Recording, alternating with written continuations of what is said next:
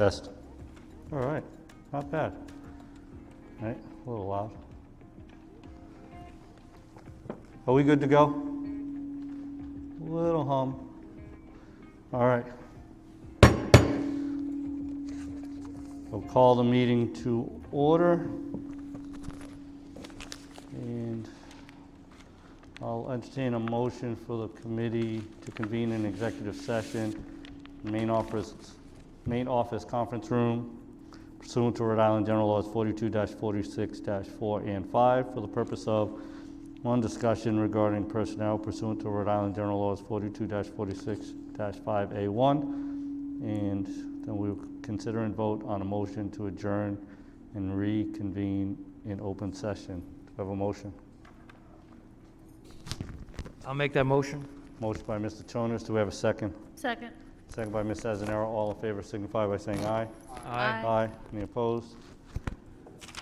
And pursuant to Rhode Island General Laws 42-46-5A1, any persons being discussed or affected were given advance notice of the executive meeting in writing and advised that they may require such discussion be held at an open meeting. No request has been made. We are in executive session.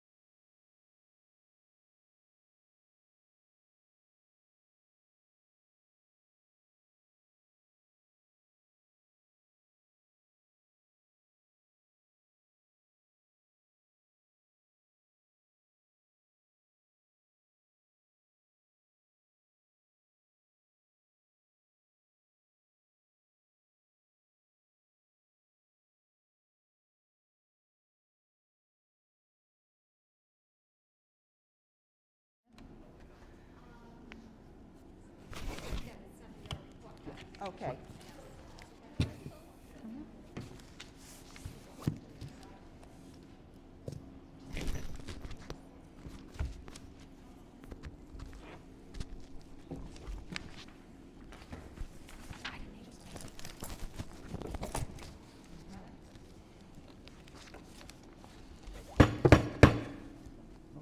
Call the public session to order. If we could please stand for a pledge of allegiance and a moment of silence.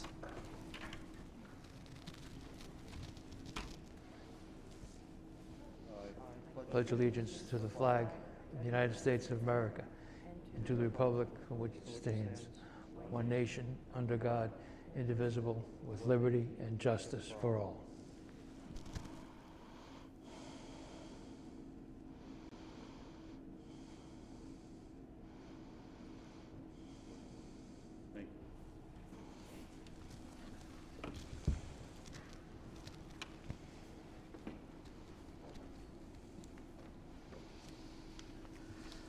I'd like to report out that other than a 5-0 vote to return to public session, no votes were taken. And I'll entertain a motion to seal the executive session minutes pursuant to Rhode Island General Law 42, 46-4 and 5.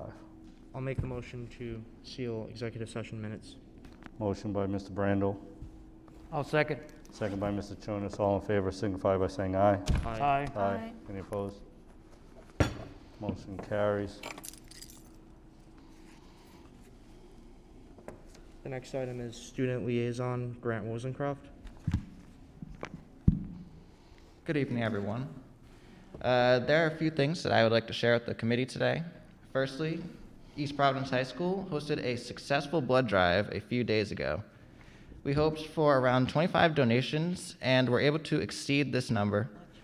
With donations, 84 patients were helped, and this will be a huge help in the recent light as the recent blood shortage in the United States has been ongoing for some time. We thank those that participated. The Super Bowl is right around the corner, and the EPHS chapter of the National Honor Society will be sponsoring a Super Bowl challenge.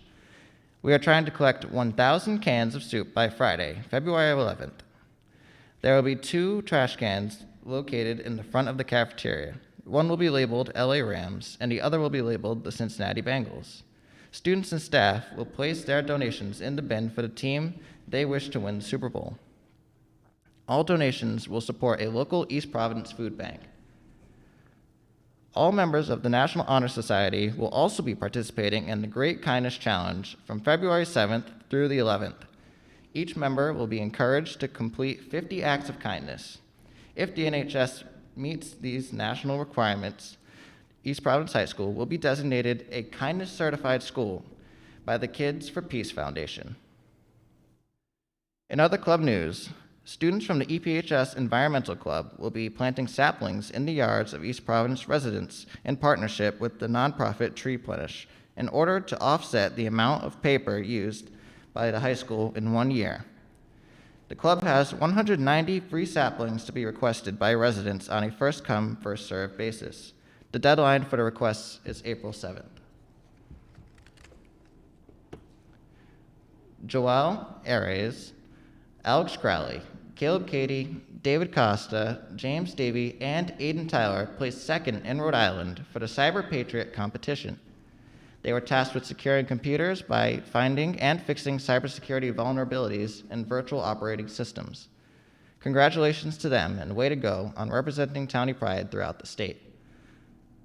Starting last Tuesday, February 1st, students can now bring their malfunctioning Chromebooks to the Chrome Depot in the new student-run help desk located in the Media Center.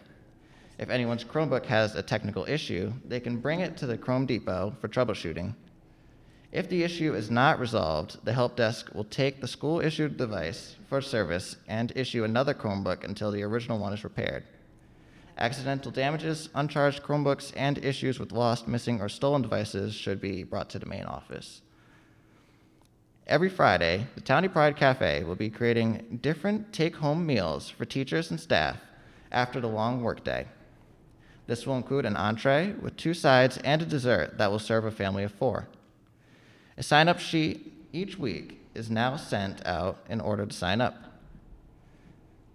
The cafe is serving meals such as meatballs, chicken pot pie, beef stew, and baked stuffed shells. Doesn't sound that bad to me, if you ask me.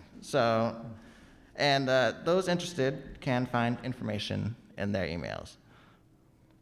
For the class of 2022, cap and gown orders can now be placed for the upcoming graduation in June. Caps and gowns must be ordered directly through Balfour. The combined cost is $30, with the February 26th deadline rapidly approaching. Yearbook sales end February 28th. The date is quickly approaching for anyone who has not yet ordered a yearbook, so we recommend placing the order online as soon as possible. And finally, I think it's fitting to end with this. This Tuesday and Wednesday, we are calling on all townies to show their townie pride. Tonight, our undefeated girls basketball team plays at home against the undefeated Rogers High School.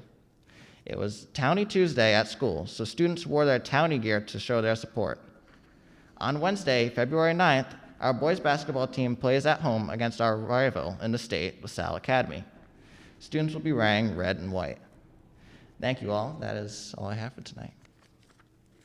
Thank you. Thank you, Grant.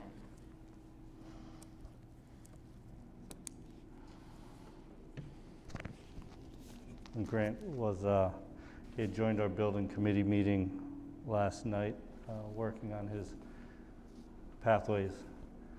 And he'll be working, I guess, a little bit more with Peregrine Group to get a little bit deeper into the process of school construction and the legal process and all the different phases of it. So, thank you.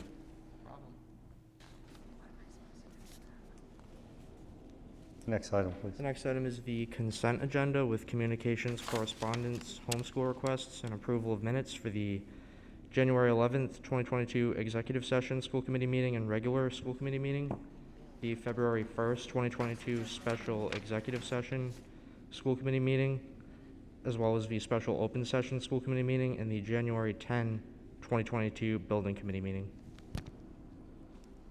Have any discussion, questions, or motion?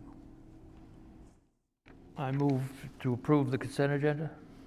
Motion by Mr. Chonas. Do we have a second? Second. Second by Ms. Azanero. All in favor signify by saying aye.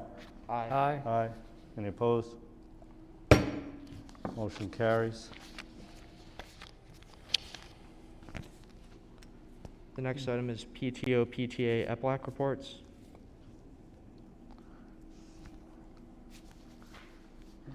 Mary, can I, just before you get started? Yes. I want to take a moment as just a matter of information as we're coming into the parent information part of this. And I know it's not on the agenda, so we won't be discussing, but in light of the news, anticipated information from the governor, I just want to remind the community of the district's official policy on masking, which is voted and approved. So we are mask optional, recommended for unvaccinated.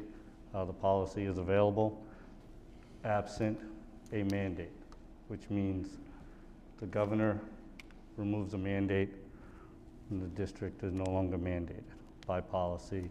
Our policy is mask optional. So just want to, again, it's not on the agenda for discussion, but you know, people may have forgotten what the policy is, but I want to make sure that Okay. that we were out there. So All right, thank you. Good evening, everyone. Good evening. I wanted to come up here tonight. Every month during EPLAC meetings, we have a recognition, and we ask parents, staff, administrators to recognize if they have any recognitions that have happened. So this past month, at East Providence Local Advisory Committee meeting, which was held on Wednesday, January 26th at 6 p.m. via Zoom, we would like to share a few recognitions from parents, grandparents, and staff. First one was from a grandparent, Becca Belasco, who wanted to recognize Melissa Mateus from Ocean State Transit. It's a van service that picks her granddaughter up. Becca stated that Melissa has been her van driver for her granddaughter for over a year now. She goes above and beyond to help her Melissa dresses up when Warrington has their theme days, making the kids smile. She is very experienced with special needs, as she has a son with special needs. She will call and check on her granddaughter, even when she's not there. She also gives incentives for good days, which I thought was really nice. The second one was for White Neck Elementary School. Chris Lilly would like to give a shout out to room 18, a highly specialized classroom for grades 2 through 5. Teacher Dana Mazzoni, along with all of the paraprofessionals in the room and students, Chantel Nigerian, Kendall Witherell, Raquel Medeiros, Allison Butler, and Beth Barone. Those are all the paraprofessionals. They roll around a refreshment and snack cart a couple of times a week for the staff. And with the students are selling to the staff, helping to improve their social skills, learning eye contact, helping to make change, a great life skills opportunity while working on IEP goals. The money earned goes to restock the cart and life skill supplies. Lastly, Karen Rebello, pre-K principal at Martin Middle School in Oldham, pre-K programs. She would like to recognize the Early Learning Center program at Oldham for the amazing job they did planning for and preparing and successfully opening an additional classroom to accommodate the needs of their current students while welcoming several new littles to the program. The transition was nothing short of amazing, and the students have all blended in the new peers, with their new peers, teachers, and for a completely different classroom. Sorry about that.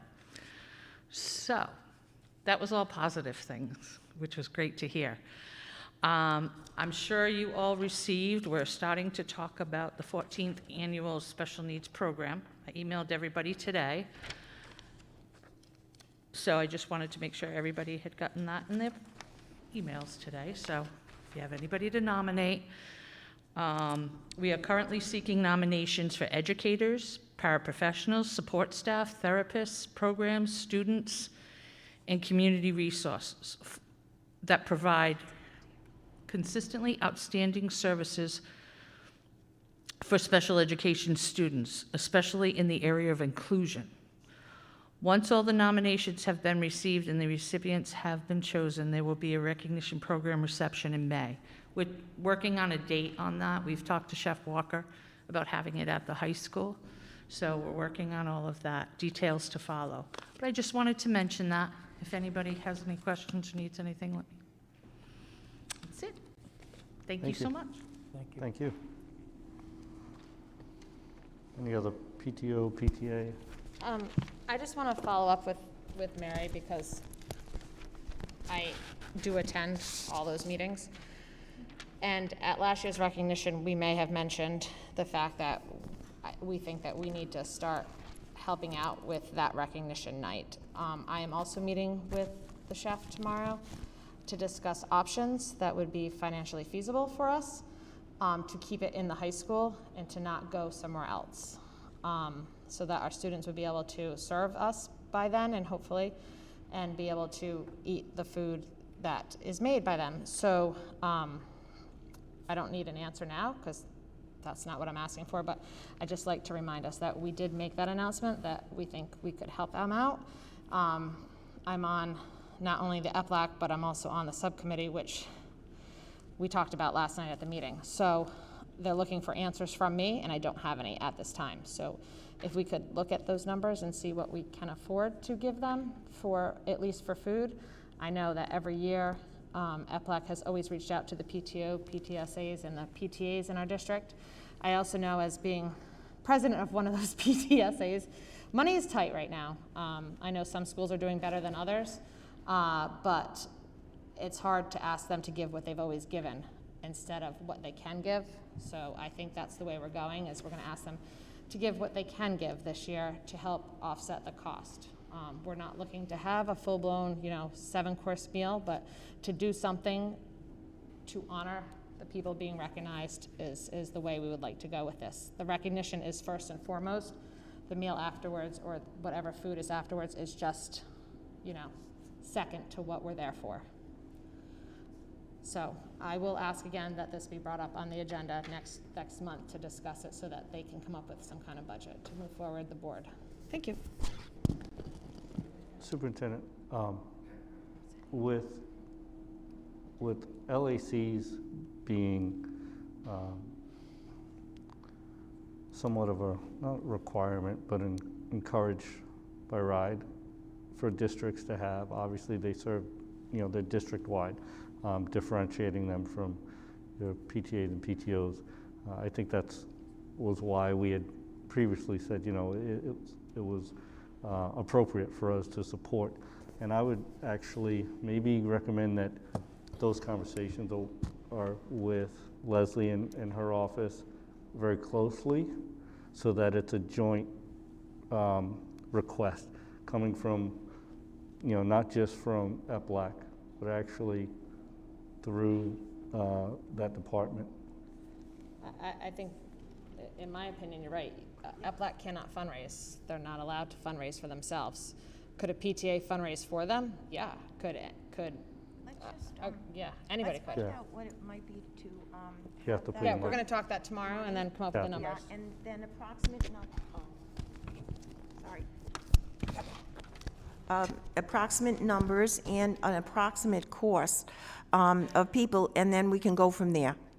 All right? Yeah. Yeah, because I think we do And my have money. intention, Mary, is that, we're not, we're not every year kind of going through this, Yep.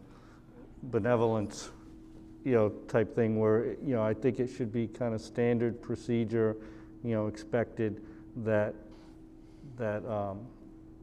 Leslie's department is working with you, your team, whoever it is at that point in time, that it's just, standard procedure and is part of, the budget. Okay, you know, Okay, so to- that's- with some, obviously, whatever, the needs may vary, but you know what I mean? It definitely, I don't think it should be something where you guys are coming every year to say, can we get some assistance? For the reasons like Jessica said, you can't fundraise. You are serving the entire district, and an organization that RIDE, rightfully so, thank you, yeah, says should exist, so. definitely. We recognize the best of the best. So, and that's what we want to do. Thank you. Thank you.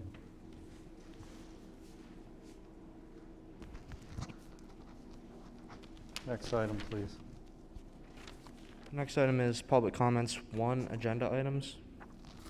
We have Anthony Padula.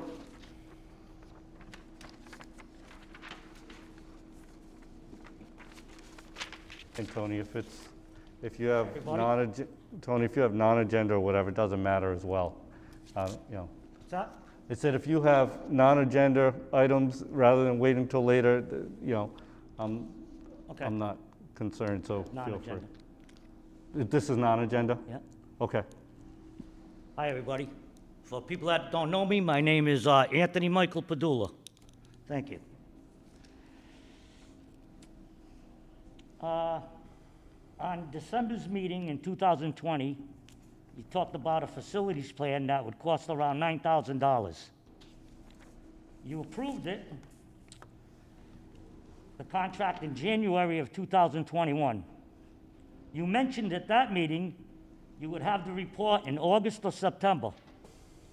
Mr. Chonis inquired about it a few meetings ago, but there was no mention of it. Do you know where we stand on that now? I do. It's, I think, Mr. Jonas and I were just speaking about it 5 minutes walking down the hall. So when I go through the building committee update, I will add that and just a further piece to that. So yes, I do have an update for you on that. Okay, thank you.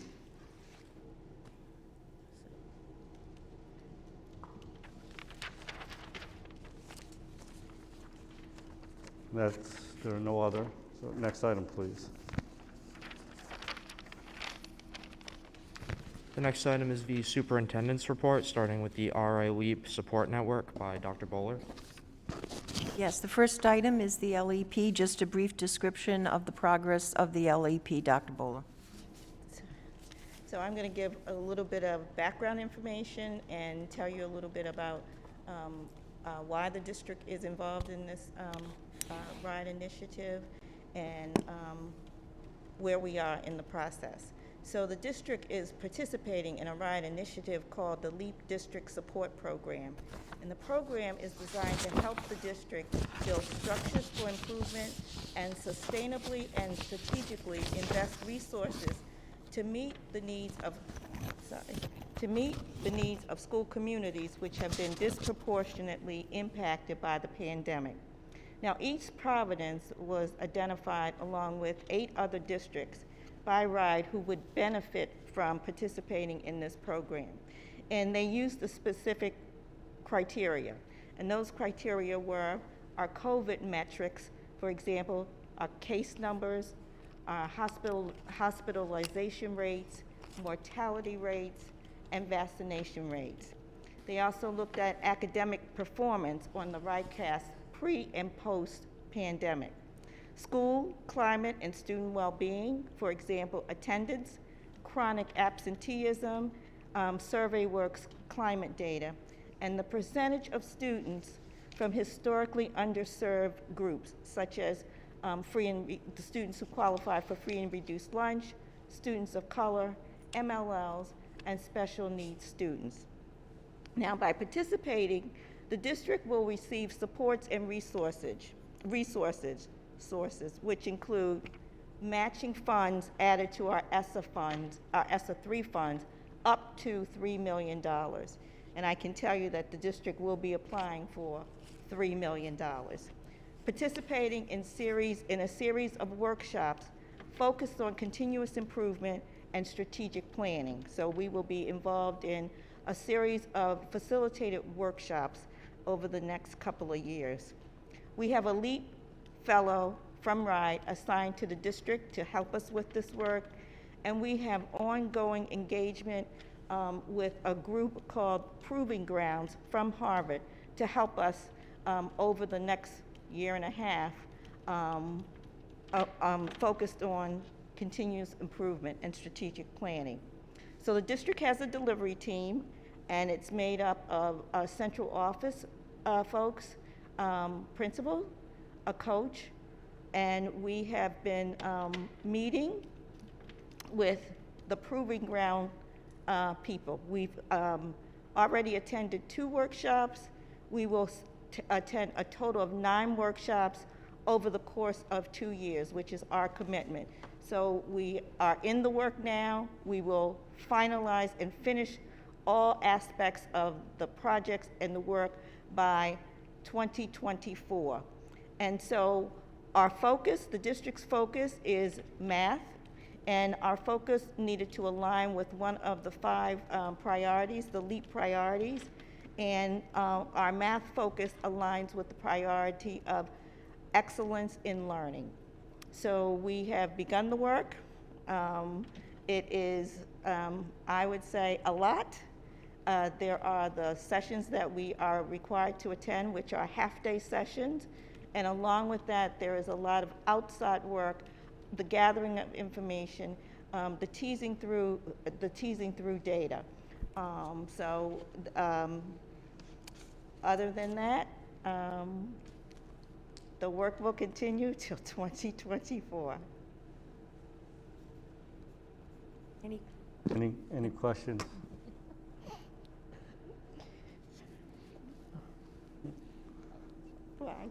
Thank you. Okay. And if I may, just an update. Sure. At halftime, it's 14-14. Thank you. Wait, you didn't have a question about LEAP? No. I can't hear on this You mean end. you No. do not have a question about education at this time? I didn't say that. The basketball game. Thank you, Joel. Yes. You were very thorough, Dr. Bowler. Especially since needs, Okay, thank you. especially against 2020. Great. I'm going to skip down to the next one, which is the Rhode Island Student Survey Approval Requests.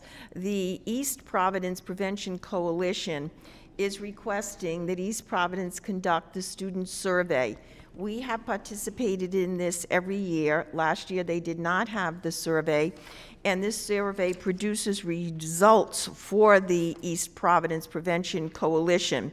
The East Providence Prevention Coalition offers programs or provides money for various programs in our school for drug prevention and mental health concerns, and they have done so this year in our schools. The University of Rhode Island conducts this survey, and they are just asking your permission to conduct this survey. It's something that you have given permission for in the past. I don't think it really requires a vote on it, but just an information that this survey will be conducted for middle and high school students only. And they don't have to do it if they don't want to, right? You're correct, yes. And the results are used by the Prevention Coalition to develop programs, and also by the administrators in the various schools to also develop programs. It's a very worthwhile survey. Is For our the survey administrators. free to us? All right, pardon me? Oh. Is the survey free to us, the school district? Is there a fee? No, Do we pay? no Is fee, it- no, The district does not pay no, to? absolutely not, no. Okay. All right, next is the school calendar that's in your packet, and below there is a vote for the school calendar.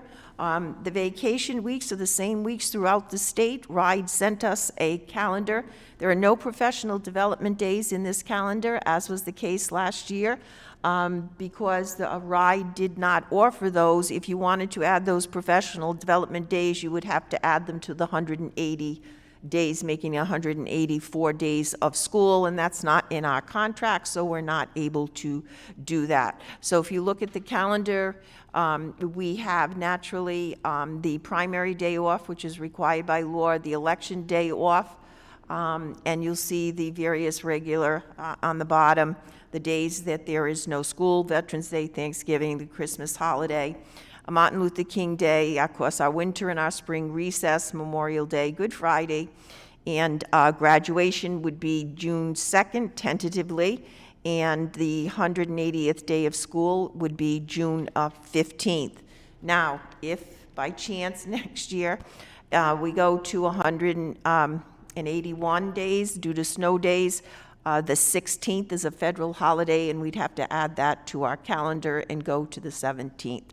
So this is the calendar I'm asking you to accept at this point in time. It's the pretty traditional calendar.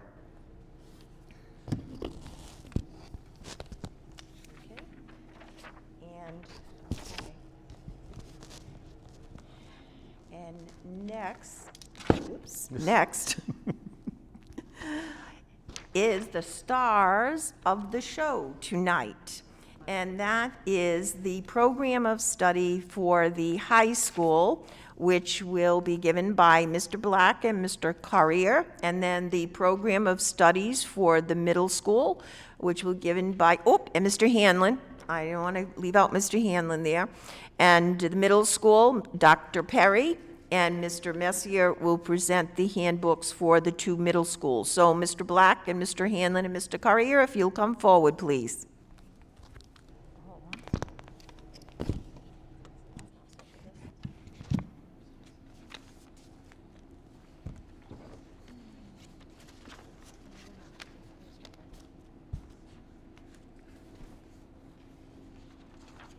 All right, we can cut you guys off.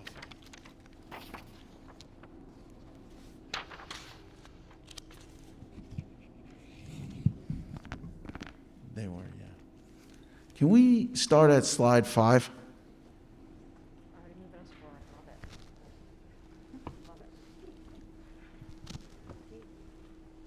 You already given orders? Please. All right, good evening, everyone. It's a pleasure to be here. Nice to see everyone again and to be back. Excited about this new role at the high school. It's been a month, but we've spent some time with the department heads and with the team to really look at the program of study and get involved and see where the changes are. So program of studies is something that you're familiar with year to year, but I'm going to highlight any additions or anything we moved and talk a little bit about pathway in one area that is an addition. So I'll go through it. Feel free to stop me at any point or at the end, whatever works for you as questions come up. So our first slide, our next slide will be on school counseling. So we can go to the next slide, please. Thank you. Our school counseling. So the change that we're doing with our individual learning plan is happening during our WIN block now. So at our WIN block, you'll see counselors, school counselors meeting with groups of students to talk about career, talk about college, talk about graduation requirements, to get a sense of where the students are and where they need to go depending on what year they're in and where they are. Our school counselors are spending a lot of time with workshops with the students. They'll have playlists facilitated through the Zello program, which is the program we're using now. RIDE mandates that between grade 6 and 12 that we have individual learning plans for our students. So the program we chose in the past was Zello. So that's what we're using to help guide us. Also be guest speakers and counselor-led small group instruction. Next slide, please. Our English department. So we do have a course name change from foundational writing to foundations of writing. Not a major change there. Teachers felt that foundations of writing was stronger and foundational maybe had a context that students weren't getting involved in or interested in as much. We did remove two courses. We didn't remove any students. 2 courses for next year: science fiction due to low enrollment over the last couple of years, and then global citizenship, which is a double block class with English and social studies. That just really didn't give us a lot of flexibility for our pathways and CTC. And now having WIN, those teachers can still offer those activities and some of that instruction during the WIN block of global citizenship, but it will no longer be a course is what we're proposing for next year. And then our education pathway in English, which you're familiar with, we are making a change. So the pathway requires, from RIDE, they require an assessment at the end. So that would be the Parapro assessment with a certain score, the ACT or the SAT with a certain score. We, conversations with RIDE is that assessment piece may be moving by the wayside for the pathway for education. So we do have some students that wish to pursue that and still want to take that assessment or one of those assessments. So we want to offer them an endorsement with distinction for those students that do go above and beyond and score highly on those assessments. Next slide, please. Math. So 2 additional courses we're proposing for next school year. The MLL Sheltered Financial Algebra 2 course. So that's a course our MLL teachers wanted to put in place for our students. It's the Financial Algebra 2, which will help them get the financial literacy component that they need for graduation requirement, as well as a math credit, as we do in the Financial Algebra 2 course. Statistics probability with application is moving from an AP class to an honors class. We've had low enrollment in AP, and our scores have not been that strong in that class over the last couple of years. So in conversations with our teachers and department heads, felt that we could go into statistics and probability of applications, get into it deeper with more hands-on projects, and not be hamstrung by the AP requirement there if it wasn't producing what we want. And it'll still allow the students to go deeper in the learning for statistics and probability with applications in an honors class. Next slide, please. Science. So 2 courses we're proposing for science. Animal science as a course, now being in the new building and having more new facilities. We feel that this will be a popular class for animal science and still count towards the science credit. And then an AP environmental science class. Grant talked a little bit about the environmental science club that we have. It is a movement going on with teachers and students around environmental science, so offering that next year as an AP class for our students. Next slide, please. Social studies.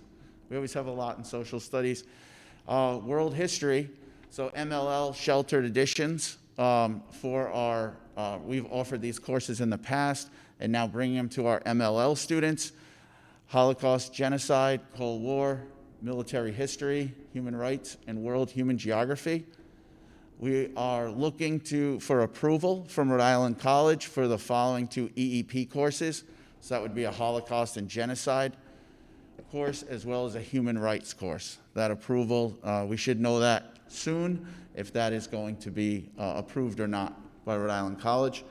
And then our finance pathway, which we're very excited about coming out of our social studies department, is geared towards students with an interest in business, finance, marketing, economics, and we have a school store banking class that will be a very hands-on class where students can work in the building at our school store as part of that program and be working towards those hours for their pathway.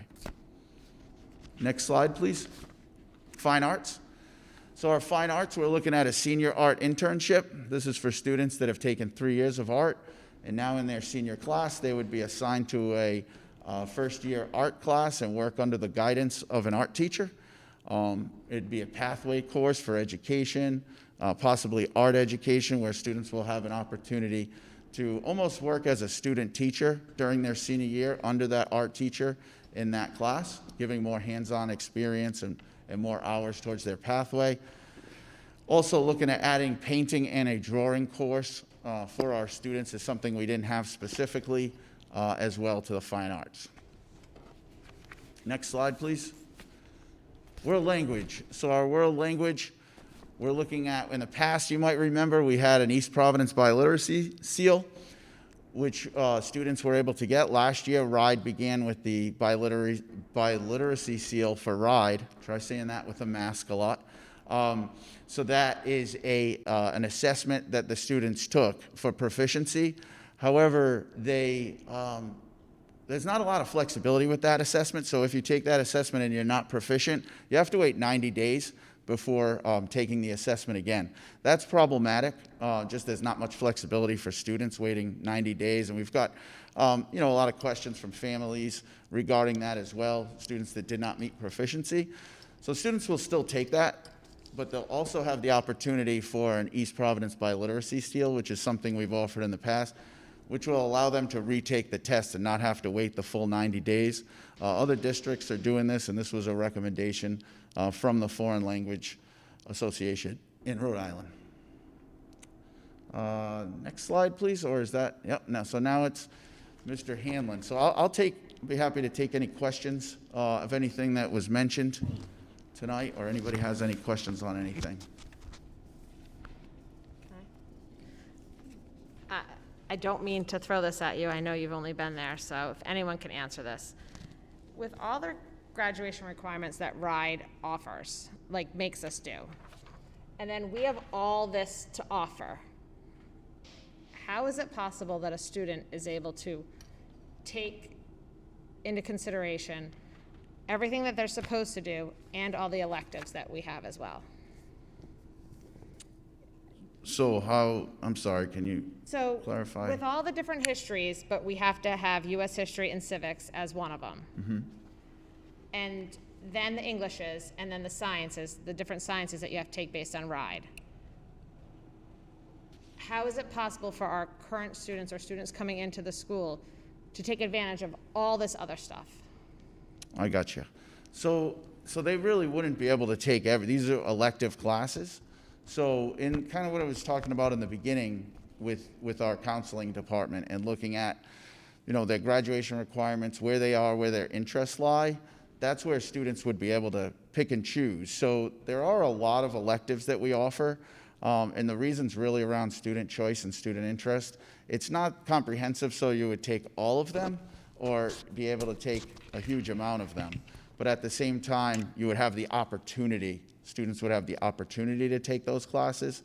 But yes, they wouldn't take all of them, or, they would only be able to take as many as their course allowed.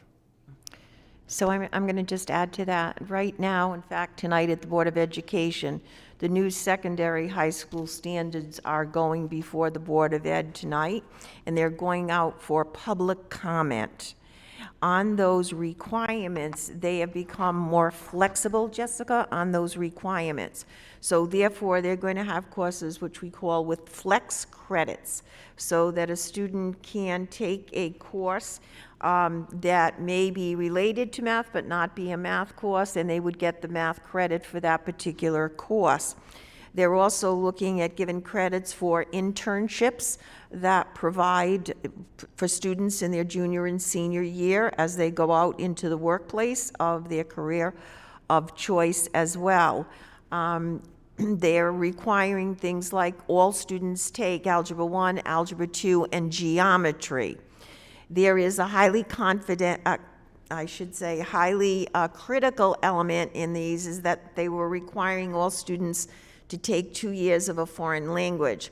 Even the foreign language teachers don't want that to happen. So they're looking at that. That's very controversial right now and is probably the biggest drawback in that whole regime. They're also looking at a student taking a course in a combination, as Bill mentioned in one of his courses. So if they're taking a physics course along with a analytical geometry course, let's say, they will get credit for that course in both math and a science credit for that course. Now, this is not yet in place. But moving forward, it's out for public comment, and you'll see it advertised in various sections of the state in recent weeks. Then it'll go back to the Board of Ed.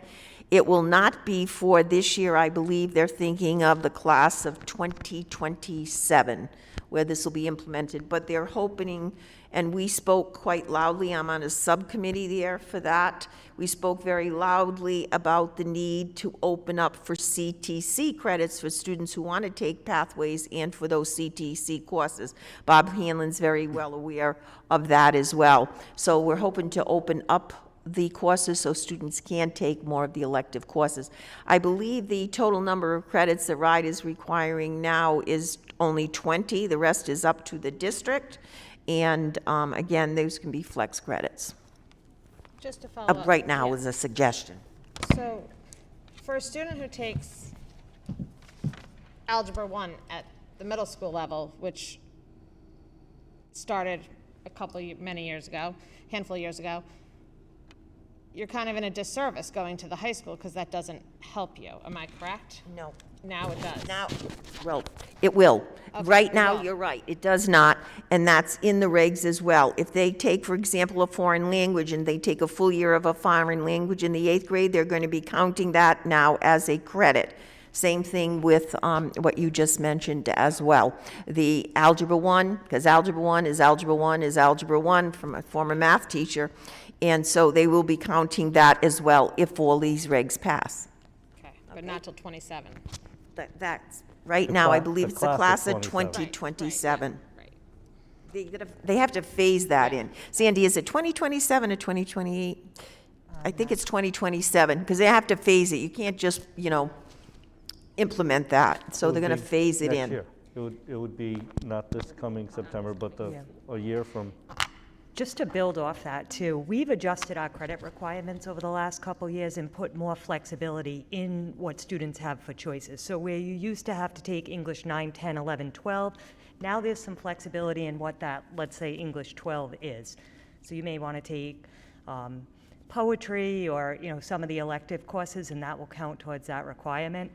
There's also, if you look in the program of studies, there's 5 elective credits that students have to take. So that's opened up some flexibility. And even in, there's choices in science, there's choices in social studies, where I think we were much more rigid a few years ago with this, and this, all 4 years. So there is more room in the credit requirement that we have now and how they're defined. So I think that helps a little. No one's ever going to be able to take everything probably that they want, because just looking at the offerings, they're amazing. We've come a long way, and now with the pathways, but we have built in a lot more flexibility for students. And Bill, Sandy, and I attended a meeting at Cranston West last Monday, and Cranston West is coming to us the Monday after vacation. We're going to be 2 pilot districts that are going to look at an alternative way of offering physical education and health. One of the things that was suggested is that if your athletes are involved in a sport, that they could waiver the physical education requirement, not the health requirement, but the PE requirement, thus allowing them to take other courses, again, opening the number of courses that a student to take. We're only a pilot. We're working through that. We're having another meeting, as I said, but both Cranston and East Providence, with the blessing of the Rhode Island Department of Education that was also there, will be probably piloting that next year. So on that, I did have a question. I saw, and I can't think of what it was. I remember reading that there was one class that it kind of said, you know, if you achieve your credits here, then it would count for this. Is there a way, I assume it's been looked at, but I love the financial literacy requirement, that 0.5 credit. Obviously, I mean, we've talked about it, right, like for years, but is there not another class that could incorporate that? You know, I mean, if I'm taking the, you know, was it AP Economics or something, does that not cover the financial literacy, or is there a piece of that? Because when I read the program of studies, it didn't mention that it could be, that 0.5 credit could be. There are a couple of classes that would take the place of financial literacy. Okay. Economics would be one. Stocks and investment would be another. So we do have those, like Dr. Ferran said, the way that we've changed, we used to be so prescriptive. I mean, Mike is splitting up world history because it used to be a full year course. So addressing Jessica there, you know, he's breaking it up into semester courses, so a student isn't tied into a full year of world history. So that's how, I mean, there are many options for students. And the counselors always keep the students aware through the academic inventory to make sure that the students are on top of the requirements that they have to meet. So the counselors will review that with them regularly. So the students have plenty of opportunity to get into those electives, especially the ones that they want, as long as we can run them, as long as the numbers can support the classes. So I don't know if what's communicated to the students lists that, but in what we have, it didn't list, it listed that as a requirement, that 0.5, but it didn't list that it could be achieved by. Like for a student could take financial literacy, but also take stocks and investments. Right. What I'm saying is they meet their financial literacy requirement if they take stocks and investments. Right, so yeah, I think, because like I said, they're not trapped into certain areas. They have options. right, And that's also been the case with math-related courses. Four credits for math, but aside from Algebra 1, geometry, they have other options to get those 4 credits. right. I know what it was. This actually is something in the CTC program what I'm saying is in the program of studies, in the document, it states that by taking that course, you've obtained your credits for one of the math That credits. is correct. And That's correct. in the financial literacy 0.5, it doesn't state that you can take it, and I just didn't know if that was clear. So yeah, that's what it was. It was the CTC program that listed that. But the counselors I mean, the financial literacy, that's a new Right. requirement. Right. But, yeah, we could probably add that in the program of studies, but the counselors would keep them informed. of Okay, perfect. Thank you. Yeah. I'm sorry. I do have one more question.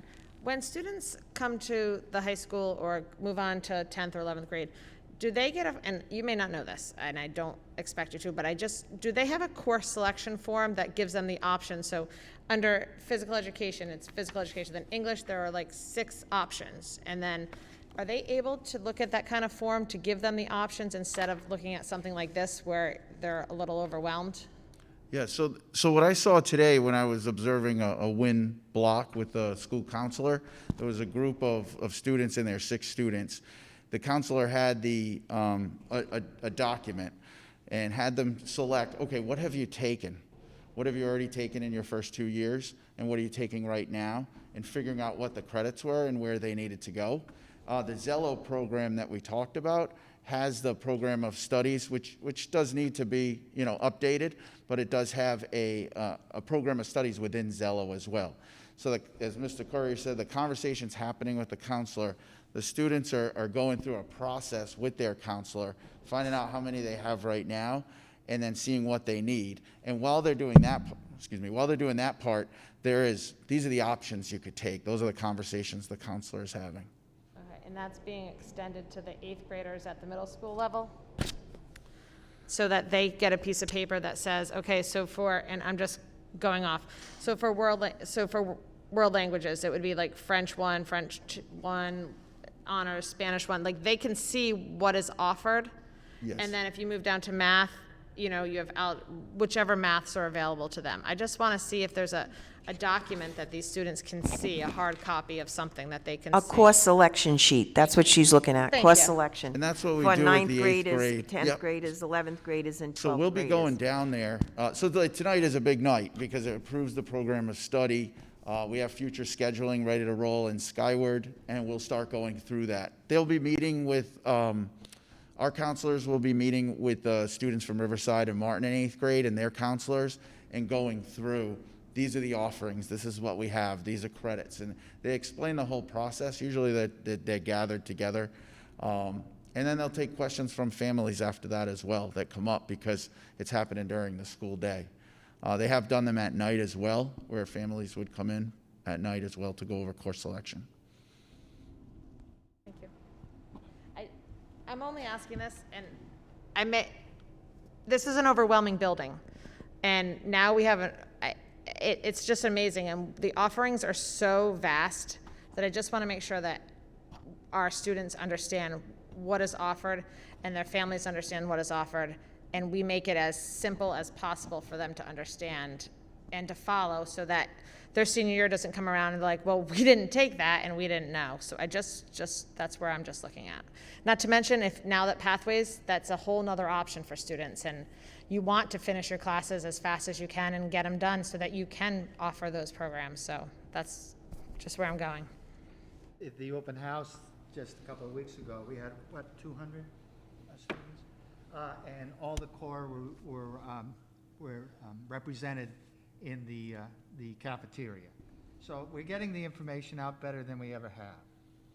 So that was a terrific turnout, but Kate Newman and Bill will be going down to the middle schools as well, and they'll be informed. It raises a great point. I mean, I have the same questions when I come in as I'm learning this. Like, how do we make sure we communicate it really well? It's a high priority because we do have so much to offer, and students and families need to know what that is and what it means to them. So, yes, we will be doing that. Thank you. Thank you. So just to add on that, would this updated program of studies be integrated onto the website, the East Providence High School website, with all the new information? Yes. Okay. So it'll be on the website. It'll be available on the website once it's approved.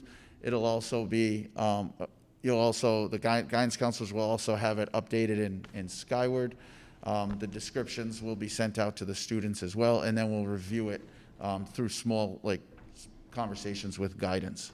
Okay. And do you know if advisory teachers play any role in helping students discover their interests in terms of what they might want to pursue with the curriculum? So that's changed a little bit. So how we're doing that now is advisories happening during the WIN block. So we're running it in 2-week cycles. So that first block, WIN 1, is your advisory. And then from there, they're working with their advisor to pick interests. And then they're being scheduled automatically through their guidance counselor. So if you don't schedule with your guidance counselor, school counselor to show up for this, they're pulling you in. So they're pulling you in, and then they're having these conversations. And that's what I saw today. All right, thank you. You're welcome. Any other questions? So, Mr. Black, I know, not today, as you stated, you've been there a month, but if, we'll be sending you an invitation to kind of hear your thoughts once you kind of get the lay of the land, and you know, just want to see what your vision is, or what, just overall, what you see next year, bringing on top of, you know, these curriculum advancements. But there was a request from the committee, you know, that it would be fitting to, you know, just kind of hear where your mind is after you've absorbed the surroundings and the flow. Excellent. And thank you again for responding to my email today so quickly about the program of studies. I do appreciate that, and I do look forward to hearing back from you and sharing the rest of the information that I get from Principal Black as well, regarding just adding possibly adding some additional information that the middle school program of studies have that the high school one does not currently have, or needs to be possibly added to a little bit more. So I'll make sure to I heard forward some that of to that. you. I could hear some of that. Speaking too softly again. I emailed Principal Black about possibly adding some additional information that's in the middle school program of studies that isn't in the high school one. So whenever I get the response, I'll be more than happy to share it with the rest of you guys. Okay. Thank you. It was regarding, yes, specific grade levels and what happens among there with the student and the counselor and where they're going. So that's on our agenda this week to follow up on that and look at that. So we'll be getting back to you. Sure. Thank you. If I could actually ask just one more question. Sorry to make you think that interrogation's over, but No. I was just wondering if we have like a spot where community service opportunities for the students are posted. Oh, yeah, we do. So, like, for example, we did this in the past with Special Olympics and a polar plunge.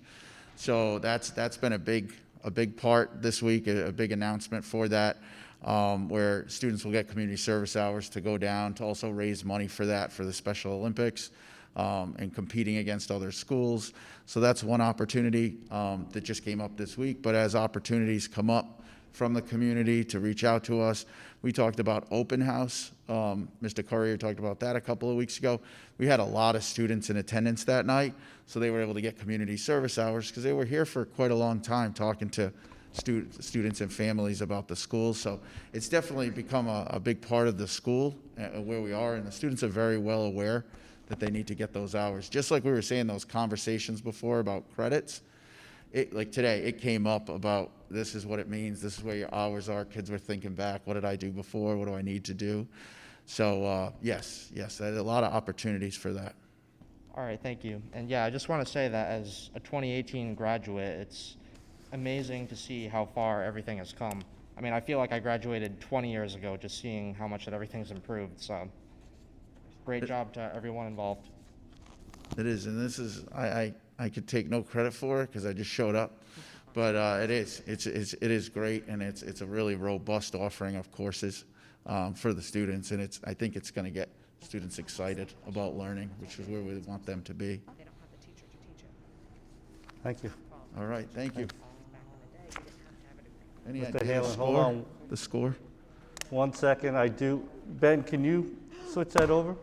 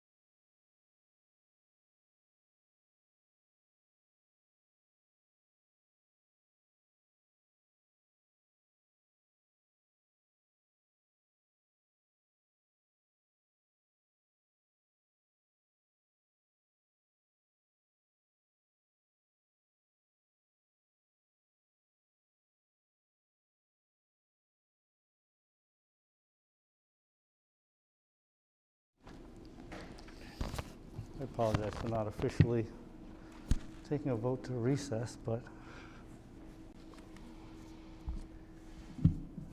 now you can follow that, Mr. Hanlon. Yeah, that was awesome. So we're all going to be in a good mood. So thank And you, I everyone. just- Good evening. I want to say, like, we couldn't do this before, No, and it was really good, by the way, on that. right? So that's, anyway, I'm sorry, go ahead. Well, good luck turning it on, because that's exactly when they turned it on. It was a 2-point game when it went on. So Yeah, it's right? good. So good evening, everybody. I'm Bob Hanlon, Director of Career and Tech Center.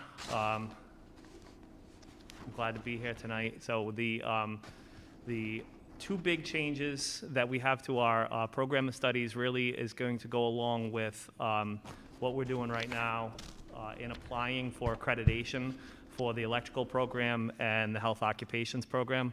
The electrical program has been in existence for about 3 years, for 3 years at East Providence High School, and it has kind of been under the wing of the construction program. And Tom Heatherton has worked with, he's the electrical instructor, he's worked with Tommy Galligan, the construction instructor. They've kind of worked side by side, and there hasn't been a clear distinction between them. This year, we have 6 juniors in the electrical program, about 15 sophomores, and we have 20 freshmen. So we are now at the point where we're ready to apply for accreditation and have the electrical program stand on its own. That, along with the health occupations program, which has been in existence longer and has more students enrolled all the way up to senior students. There's a process that RIDE has going where the first step is to fill out a self-assessment, and that process is just about done, and those are going to be sent in, and then we have to do the full application, and that's due March 2nd. So on the self-assessment, RIDE has a target score of 20. On the rubric, there's several elements to the rubric, and in what we filled out, the electrical program is at 24 and the health occupations is at 23. So both of them, you know, on the level look like they will get approved. We just need to make sure we get everything in the way that they're looking for it. But the big change to health occupations is health occupations for years at the old CTC building was kind of just one thing, and it was sort of a pre-nursing program. And it was one classroom, one instructor, and all the kids essentially took the same 4 courses as a progression. And with the form of the new building now, that health occupations is more of an umbrella term. And within that health occupations, students can choose the pre-nursing, which is kind of what we've always done, and then also the dental assisting and the emergency medical responder training. We've been working with an outside provider to come in and do the EMT courses. Along with the East Providence Fire Department, Captain Potvin.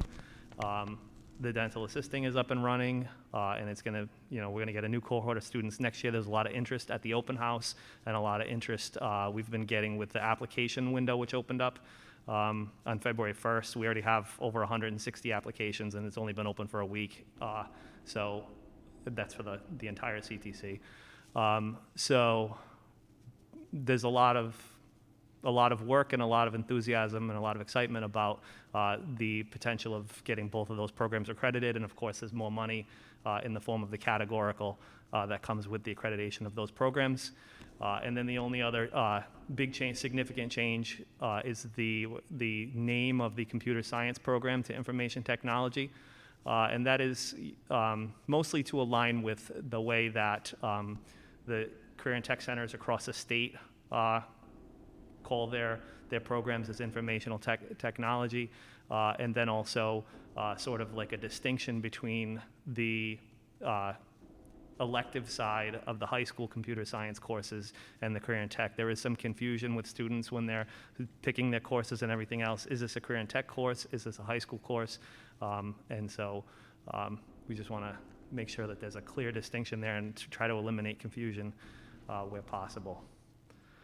Does anyone have any questions on the career and tech changes in the program of studies? Any questions?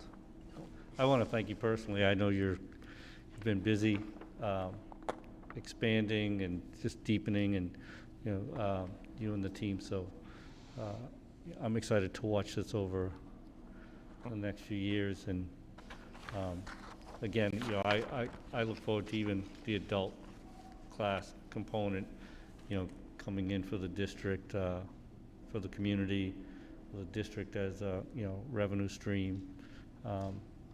Just so many pieces. So, but I know that you came in blazing. So, Coach, come on in.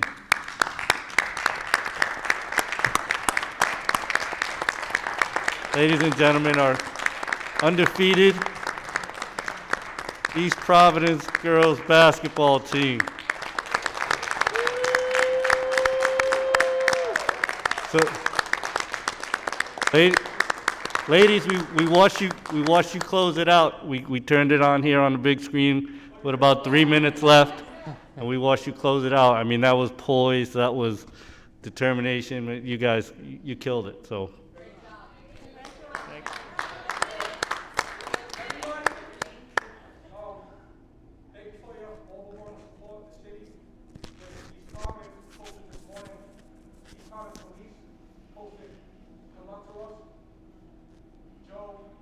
Montero did. I was at a stoplight, a cop literally drove by and gave the horn as fast as the siren said, "Come up, go get him." That's the Tony pride that I wanted to have here. I grew up here. I went here in 2002.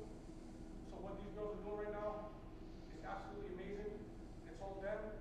This is for the city. We love this city. We love what you guys are doing, and we're grateful for the school. We're grateful for the gym. There was people all over the track. County pride was so alive tonight. I'm honored to be honored. I'm honored to be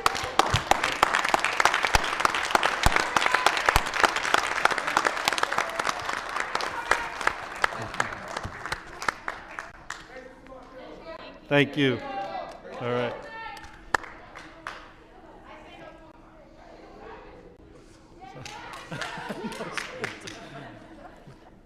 So, and again, yes, thank you. I mean, I wasn't sure if they would settle down and come down, but yeah. But no, again, I know that. I mean, you're head down when I'm in the building, head down at your desk, and when I speak with superintendent, or Sandy, and they're like, oh yeah, Bob's working on this, Bob's doing, he's looking into this. So it's much appreciated. Thank you very much. It's my pleasure. Have a good night. Thank you. Thank you. Now we have Martin and Riverside.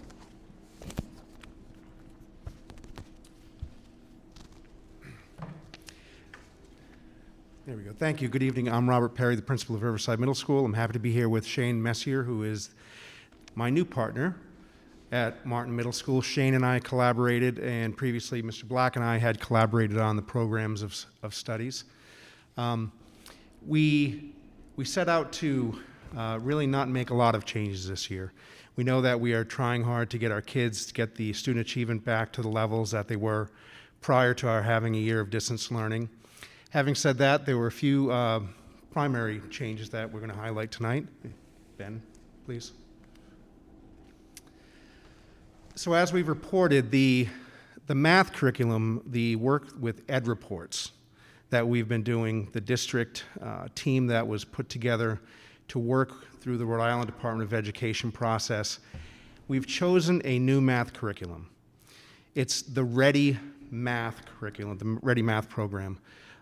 The teachers overwhelmingly chose this. Remember, we had pilots. We piloted 3 different programs at both of the schools. The teachers were overwhelmingly excited about Ready, especially because of the feedback that they received from the students. The thing we like about Ready is that it's going to work directly with our screener, iReady, which we've been using for several years now. We're going to have the opportunity to pilot that for the rest of the year, and that's going to be put into the program of studies with the hope that we will have full implementation in September. Shane's going to speak about the WIN block. All right. Thank you, everybody. One of the main changes that you'll see when you look through the program of studies, and pretty much the only big change you'll see, is the wind block. Previously, it was listed as instructional lab, and that was more focused on interventions. So students would either put in a reading and numeracy, or they put in the math and English teachers, and if they didn't need that support, they would put in an extension. But it was limited throughout the whole quarter to what they were selected in. So kind of listening to what the high school was doing, and a lot around the state is doing, is we wanted to add in that wind block. So every day a student may need something else. So we want that flexibility so they're not stuck in one place for the entire quarter, even though that's something that they'll still get, but say another day they'll get something else.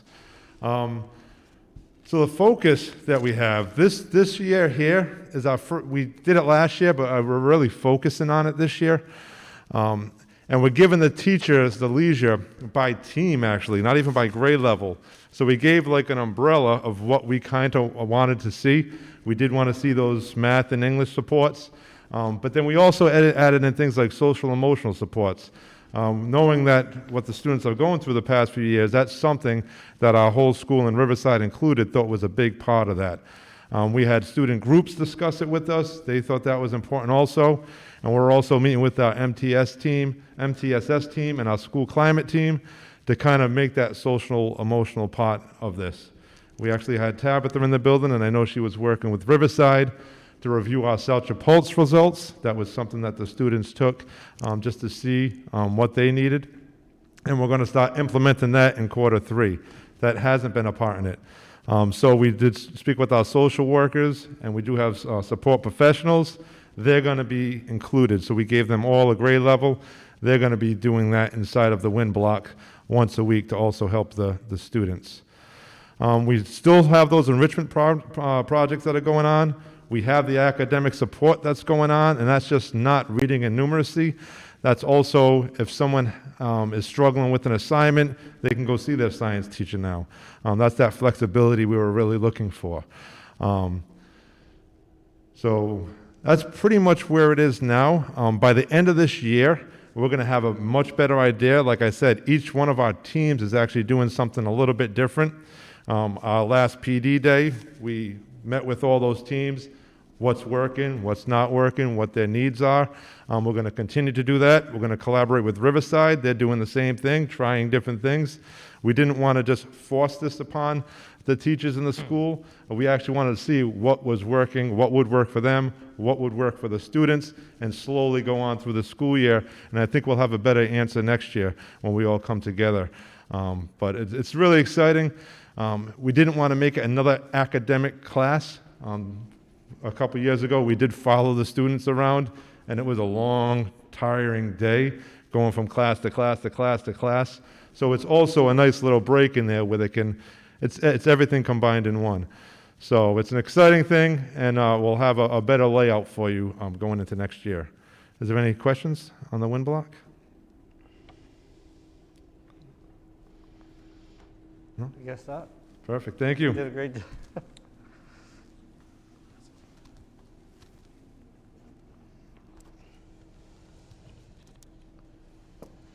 Any other questions from the committee for either of our principals or directors?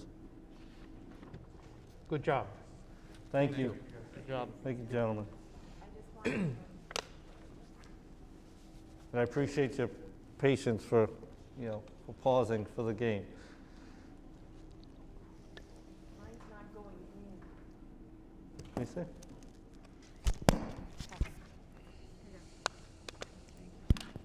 I just want to say that next month, we're going to have special education, Leslie Anderson here, and various members of the department, so they can talk about the special education programs that exist in the schools. Okay, Jessica? So next month, special education.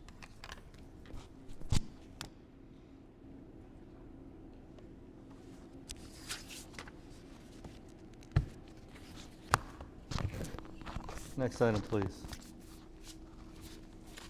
The next item is the Director of Human Resources report by Mark Williamson with resignations, retirements, leave of absences, non-renewals, and recalls.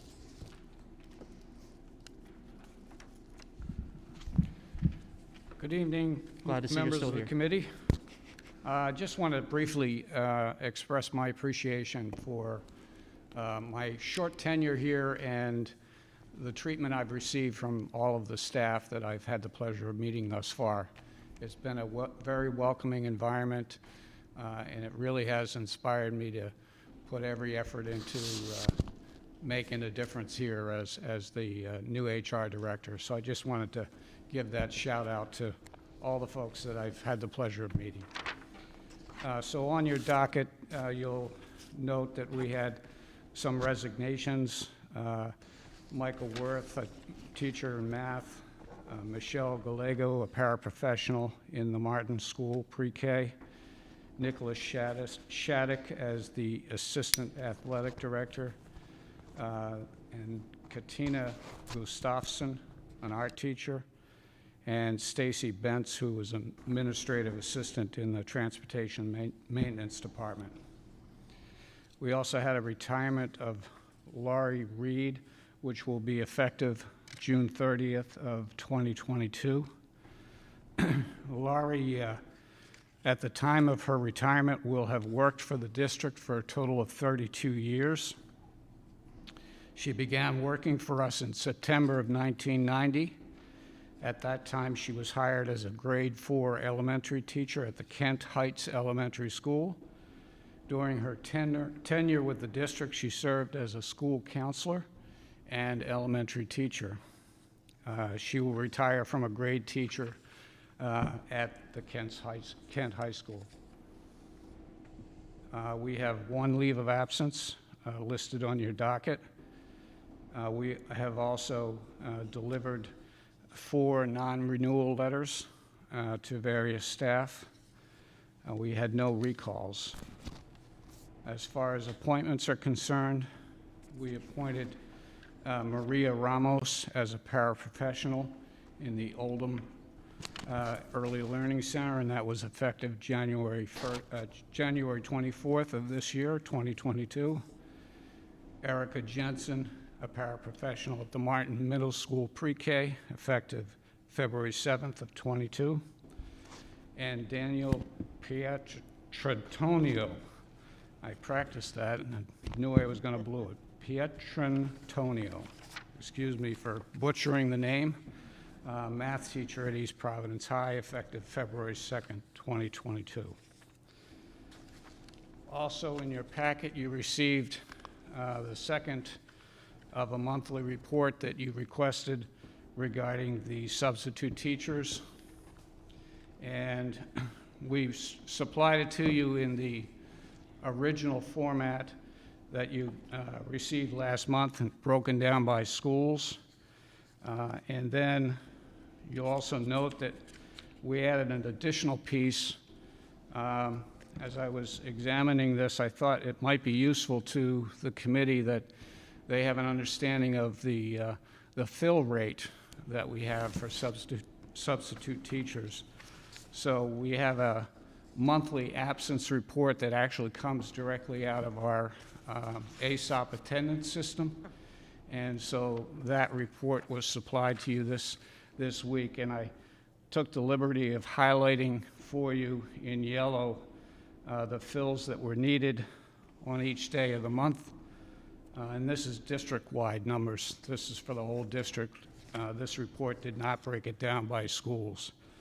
But the fills needed, how many were filled, and obviously how many unfilled. And then at the very bottom, you see there's a percentage fill rate that was provided to you. So you'll see that for every day of the month. And again, I emphasize that's district-wide, those numbers. The second sheet of that monthly absence that you received gives you the total absences throughout the district in each week of the month of January.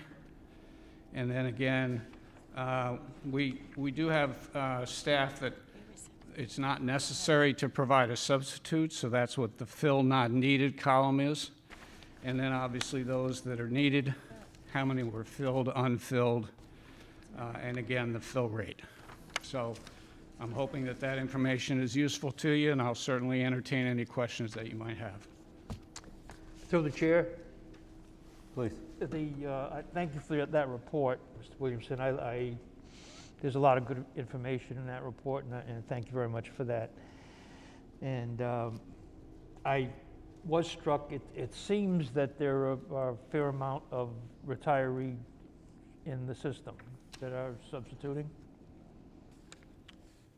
Yes, you do have, when you look at the detail report, the one that is in the original format that we provided to you last month, we do have a number of retirees that are taking on work. We have a total of I believe it's 11 retirees that are on the call list. And then based on this report and based on discussions with the staff that handle the substitutes on a day-to-day basis, it's my understanding that we, on a regular basis, get about 5 of those retirees accepting jobs. So they're a good resource for us. Absolutely. Thank One of the other things that I intend to do is, as we get retirees, I'm going to try to market them. Basically, issue a letter to them when we have the knowledge that they're officially retiring and invite them to consider joining the substitute list. Obviously, I'm sure they have other retirement plans as well, but you never know. They might want to take a day or two each month or something like that, so it doesn't hurt to at least ask them. So I do intend to start that this year. Very good, thank you. Sure. Any other questions? Okay, so we have 3 of these, I believe 3 of the items require a vote. We have the resignations, the retirement, and the leave of absence. Actually 4, and the non-renewals. So I believe all 4 of those require a vote, not the appointment, because we know, The retirements, the leave of absence, the and the non-renewals, right, those 4. I'm a little shocked on the resignations right now, just so you know. I'm having a hard time swallowing one of them. So I will, in the order of resignations, I'll entertain a motion. I'll make the motion to approve resignations. Motion made. Do we I'll have a second. Second by, so motion made by Mr. Brandel, second by Mr. Chonis. All in favor signify by saying aye. Aye. Aye. Any opposed? Motion carries. On the retirements for Ms. Reed. Do we have a motion? I'll make the motion to approve retirements. Motion by Mr. Brandel. Do we have a second? I'll second. Second by Mr. Chonis. All in favor signify by saying aye. Aye. Aye. Any opposed? Thank you, Ms. Reed, for years of service. Leave of absence, no name. I'll entertain a motion. Motion to approve? Motion by Ms. Ezenaro. Do we have a second? I'll second. Second by Mr. Chonis. All in favor signify by saying aye. Aye. Aye. Any opposed? And non-renewals, no names. Do we have a motion? I'll make a motion to approve non-renewals. Motion by Mr. Brandel. Do we have a second? Second? Second by Ms. Ezenaro. All in favor signify by saying aye. Aye. Aye. Any opposed? Motion carries. Anything else from Mr. Williamson? Well, thank you. It's good to see you 2 months in a row. Thank you.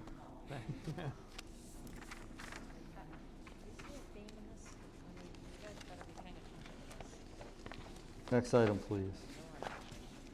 The next item is the Director of Finance report by Craig Enos with the monthly financial update.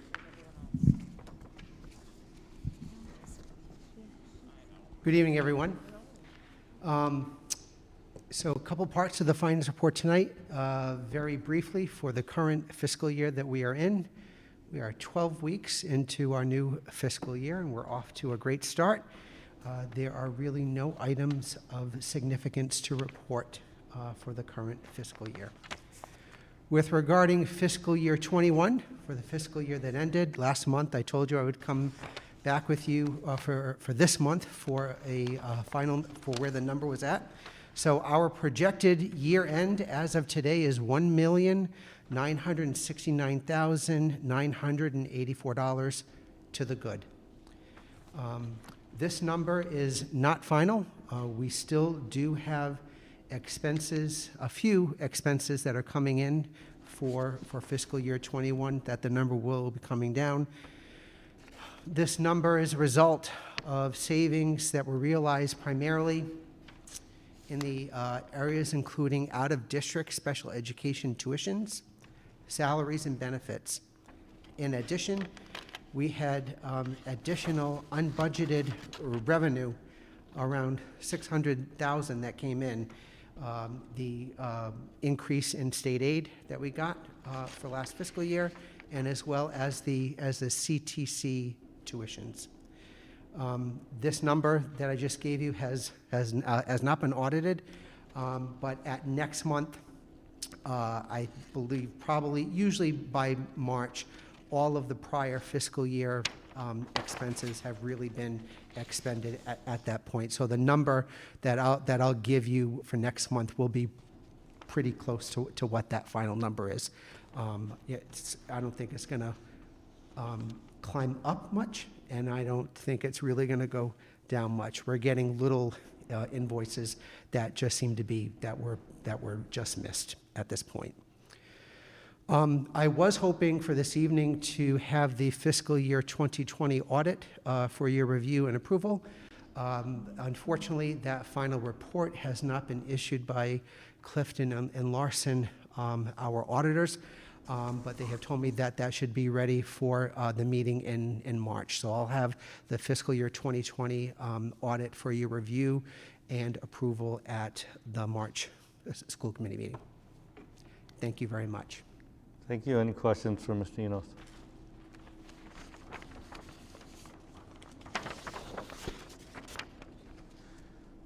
Thank you very much. Thank you. Next item, please. The next item is the building committee report by Joel Montero with the building project update.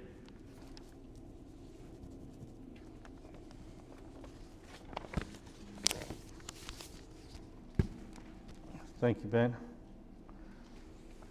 So I'm going to kind of do the 30,000-foot view, but some of the key things to point out, the updated TCO, temporary certificate of occupancy. So expires March 1st. We did get our final testing and sign off on the mass notification system, which is essentially why we were going month to month on the TCO reports. Is local authorities, police, fire, want to make sure that those systems had been tested fully. And they were Monday night, actually, or Monday afternoon. There was a series of procedures and signed off on. So what we will get, because the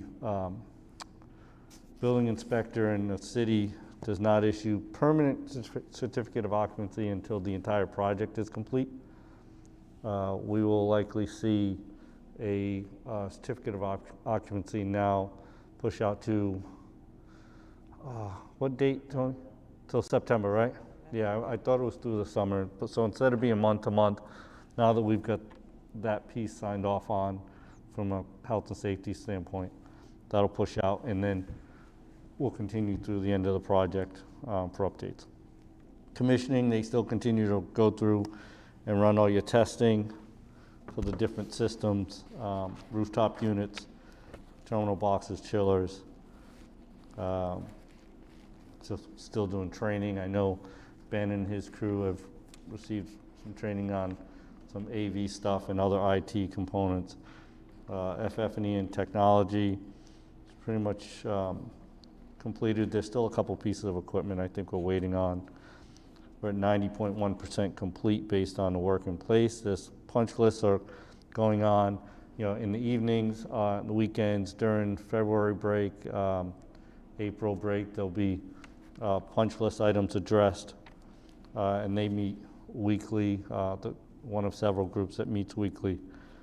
MWBE participation hasn't changed. What you're going to see for you've seen is softball, baseball field continuing with the drainage of the fields going into place. Probably the most significant thing that the public will see is we're expecting steel for the clock tower to be delivered. Now, the last update was the 10th, whereas they figured they were going to start to actually erect it on the 10th, but steel is scheduled to be delivered on the 10th, and then continuing with the baseball field and everything else. You roll into the photos, which are basically snow-covered fields. You can see some images of the batting cages and pitch cages and dugouts. Light poles are going in. We did order, which isn't in here, both fields, just to remind the public, we have in the front softball field, baseball field, both with oversized outfields for soccer, lacrosse use. They'll be permanently lined for soccer and the softball or baseball with removable outfield fences so that essentially we'll be able to utilize those spaces for two different sports in the same day within a matter of hours, both sides. So great opportunity for the school, for the community. Yeah, you can just roll through the photos. It's just a lot of snow and dirt. Budget continues to remain sound. Our contingency at $3 million for owner, construction contingency 1.3, and then our allowances 2.4, and then so the COVID, we talk about companies that will submit COVID expense claims. So we separated some funds to cover those as well in the budget. So we're only about halfway through that. I will say that with the savings that we've achieved throughout this project, coming into it when we initiated the new clock tower, we knew that that was going to be an expense. But with the savings that we've accrued through the asbestos abatement, because again, we were very conservative in what we budgeted for asbestos abatement, that came in lighter.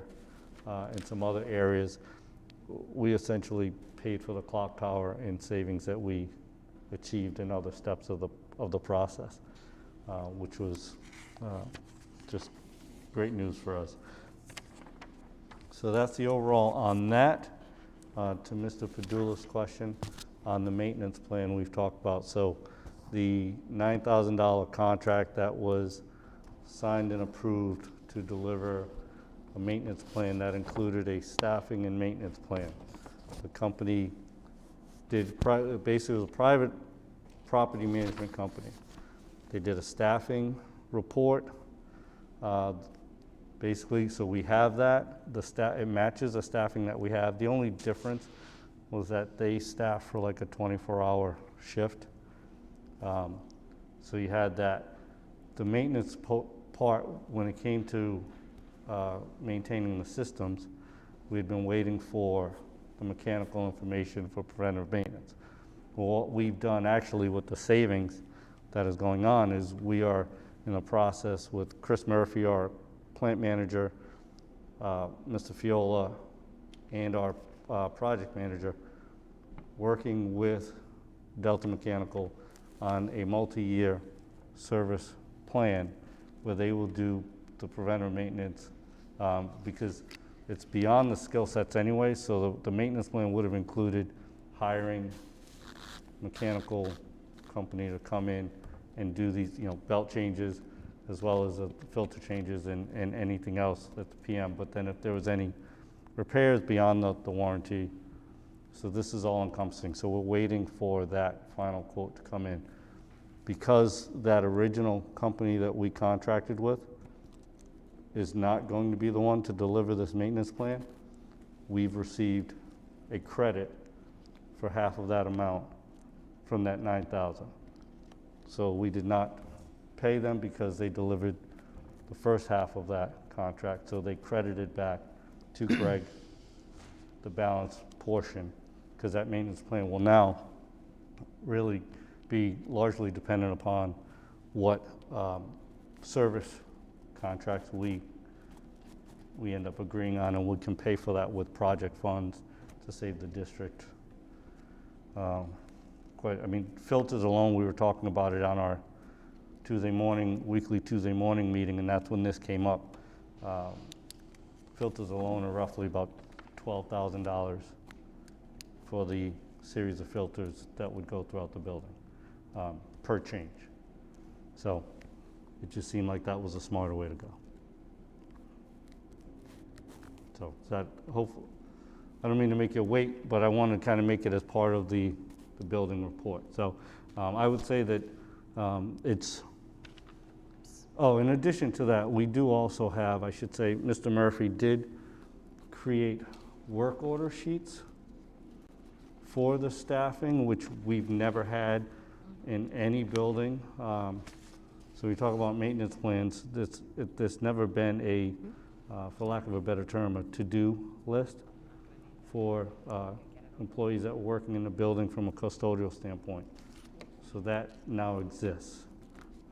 So from a day-to-day management, with the principals being responsible, principals can work with facilities and the custodial staff to monitor that. So, any Through the questions? chair, just a question for clarification. The maintenance plan is one thing, and what we are also, if I understand you correctly, is we're looking into extended warranties, purchasing extended warranties, and So that it's- would be part of the maintenance plan? Yeah, or- so basically it's a service plan that you're purchasing, because the service plan would have required, without a contract with in this case Delta Mechanical, it would have required us to hire out. We would have managed the timeline on when those tasks were performed. But the level of task is not just changing out the filters, because if it's just changing filters, yeah, that's something that our folks can do. But in consultation with our folks, what happens in your preventative maintenance, some units are done twice a year, others are done once a year. And some of that work would require a skill set that we don't employ. So there would be a cost associated with that. So Mr. Murphy, as the physical plant manager, would have that schedule, and that schedule would tell him when it was time to basically procure those services to perform the duties. And here, they would be procured not out of our operational budget, but out of the project budget for, depending on how the numbers come back, 1, 2, 3 year, where it's covered, paid for, and they would send in the technicians to do those preventive maintenance. And then if there's anything beyond outside of warranty, it also covers parts. And then from there, we would pay for labor to do that type of repair. If it's not a warranty, but parts would be covered.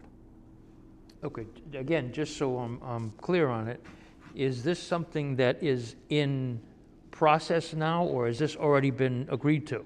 No, we've received an initial quote that was 1 year. So we've asked to go back and get a multi-year quote. So that's what we're looking for now? Yes, so nothing has been signed, nothing has been, so we literally, this morning, right, my days are a blur. So this morning, on our small group Tuesday meeting, we got the 1 year number. And again, I'll remind the public that on those Tuesday morning weekly calls, we have members of the building committee, members of the public that basically review this and decide how to move forward on that. So on those calls with myself, there's Eric Andrudis with Peregrine, Sam Bradner, there's Tony Fiola, superintendent, Mr. Montero, Mr. Oakland, and Mr. Amoroso. So Montero, Oakland, and Amoroso are our resident taxpayers from the building committee, and they also function on those weekly calls to add in their expertise as well, so. Is there a projected date as to when this will be a done deal? No, we don't have a date for when we'll get that quote, but it's being sought after. But right now, there's nothing with the warranty. We can't touch these systems anyway, for a minimum the first year on most, on all of them, and then some that might go further. So if we did get a plan, it wouldn't be able to go into effect basically until the warranty expires? So other than your preventive maintenance, but any warranty, anything that might falter on the system is covered. And again, just so you can clarify, I guess, just to make it even more clear, we are not allowed to touch those systems, because if we touch anything that's covered by the warranty, that warranty gets canceled out, basically, right? Correct. In the rare occasion at this point, during the warranty, if there's a need for a filter change, which would be, we're not at that point where it's not scheduled. There's no preventive maintenance. We haven't hit the point yet where preventive maintenance is required on these systems. I mean, they're still being commissioned. So they're not, until they're handed off and signed off post-commission, they're not under our care and control. So when we do decide to take a multi-year deal, are we gonna make sure that it's a fixed rate solely and not something where they can just raise the cost at their own discretion? Yeah, yes. Okay. And that'll go before, that will not be decided by the weekly, that Tuesday, that'll be discussed in public with the building committee reviewing and voting. And this plan would be operating basically in tandem with the one that is already created and is already in effect by our facilities people? It's yes, in tandem, again, right now with facilities, you have more your day-to-day custodial, but there are no maintenance. You have I shouldn't say there are no maintenance needs, because obviously our maintenance team is working, doing, we had a sign that got knocked off the wall, Right. But when it comes to the systems that we're talking about, it's our true, maintenance like guys are high-tech. not Right. doing repairs on our systems. Like I said, these systems haven't been handed over, they haven't been signed off on completely, so we're not at that stage yet. We don't own them at this point yet. So you will keep us abreast of Absolutely. where the maintenance is? Absolutely. But as soon as... Especially for this school? Yeah. Well, yeah, again, this will be the only school, almost 10 years doing this, and we've never had a maintenance plan for any building. So this will, I shouldn't say never in my time here, there's been no, any services were contracted as needed, or I should say purchased, procured as needed. And even custodial, having that sheet that I talked about. And I know that it hasn't existed because I've asked for it in the past. And there was somewhat of a sheet that was created when it came to custodial day-to-day stuff. But there was nothing that was followed and monitored. So we'll have more than we've ever had, and I think it'll probably be a working document that will adjust as we go. And so maintenance and custodial are two different things. So when we talk about maintenance plans, it's important that people understand that you're talking about the mechanical systems, or you're talking about the care and maintenance from a custodial and day-to-day stuff. So two different categories. And once we realized that the systems information, we were waiting for that documentation, and actually was co-chair building, Mr. Cahoon, that suggested to the building committee since we were experiencing the savings in the budget, that we look into purchasing of service plans to save the district money long-term.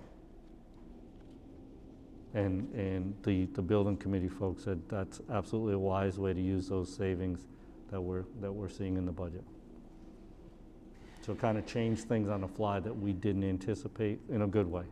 We had the opportunity to make an adjustment and go in a slightly different direction. Through the chair, and I'll be done. I have just 2 questions or 2 points. Since you're taking this on, I will say publicly that I have not been made aware, other than an emergency situation, of a boiler or a water pipe that has broken. I'm not aware of any widespread maintenance issues in this district, okay? I'm making that statement because I haven't heard of any, except for the ones that I've received information from the administration on, okay? Right, yeah, you're saying you haven't heard from the public. I haven't heard from the public. Okay, yeah, because I was gonna say, yeah, we were made aware of some. I haven't gotten calls from angry parents saying, right, you know, what's going on at this school or what's going on at that school. Other information that we've received through the chain, through proper channels, you know, I know what's happening there. Because usually our parents and citizens are not shy about letting us know when there is an issue. So I'm just stating public, I don't know of any issues at this point. On that idea, I want to raise this question, and you don't even have to answer it tonight, but I have been contacted about by parents who would like to take tours of, now these are parents whose children are in private schools, and they're considering sending their children to the East Providence School Department. Are we prepared to do, you know, additional tours or tours at this high school and or at the elementaries or middle schools? Are they, I mean, I'm not talking about kids that are in the system now. I'm talking about children who are thinking about coming to the East Providence School District, but they'd like to see the real estate. So I'll respond to both. In the first one, I agree, and we don't hear about those issues like we used to, because we do have a higher skill set of staff, right, on our maintenance team, that a lot of those plumbing and electrical or any other mechanical issues, we do have some qualified, skilled people that address them a lot faster than we had seen in the past. On the second question, which is great. Second question, I would suggest that they do what I did when I transferred my daughter from first grade St. Margaret's into Kent Heights. Is I called the school. Actually, I didn't, my wife did. Speak with the administrator at the school, and they're more than happy to set up a time for the family to come in and tour the building, and superintendent or, you know, assistant superintendent, let me know, right? I mean, that would be the protocol, is you contact the school or the district, and they'll tell you what school. You know, if it's elementary, I wouldn't make any assumptions on the school. But yeah, we had no problem. I was trying to remember the principal at the time. I asked that question because I did get a call stating that the parent was turned down by the building principal, excuse me, and the parent did not want to make an issue of it. So, I mean, I hope, just for anyone who's out there that wants to tour one of our schools, I hope there's not a feeling that we're not letting people tour the schools. Now, I know there are restrictions with COVID, but I think if somebody wants to bring their child to our, you know, they should be allowed to tour the school. I investigated to a certain point, but you know, the privacy of the child was more important than anything else. So I let that go. But I'm glad to hear that we have the policy that we will, if you contact the school principal, they should allow the tour. We have a principals meeting on Monday, and we'll reinforce that. Thank you. Okay, Mr. Jones? Thank you very much. Thank you. Any other questions? No, thanks. And the other item under building committee is essentially the building committee members, and it's up for a vote, and it's simply just to add because the principal of the building is required to be on the building committee. So Mr. Black is added, and that is the only change to the list that's in front of you. Every other person on there was pre-existing, but it's required by RIDE that the building committee for that building consist of that principal be one of the members. And that's all I have there. Next item, please. The next item is discussion items, starting with residency of students policy by Ms. Beauchesne. Okay, so I've talked to Jenny over the last couple of weeks. I also have searched pretty much every school district around here. So everyone's pretty much taking the same policy. It's state law 16-64, they're taking it, and they're using the same policy. There are very few words even changed from our policy versus the policy to the left of us, to the right of us, as well as the affidavit that I think we need to make sure we use more of. In that note, I did do some research among the people that felt comfortable talking to me about it. It looks like our principals and staff are going to people's houses, sometimes accompanied by somebody that needs to be with them, sometimes they're not. I can give you an example of one school that probably has sent 7 children home this year, based on this information. So at the beginning of the school year, the packet comes home with all the stuff that you have to be filled out. And in it is the information about your residency.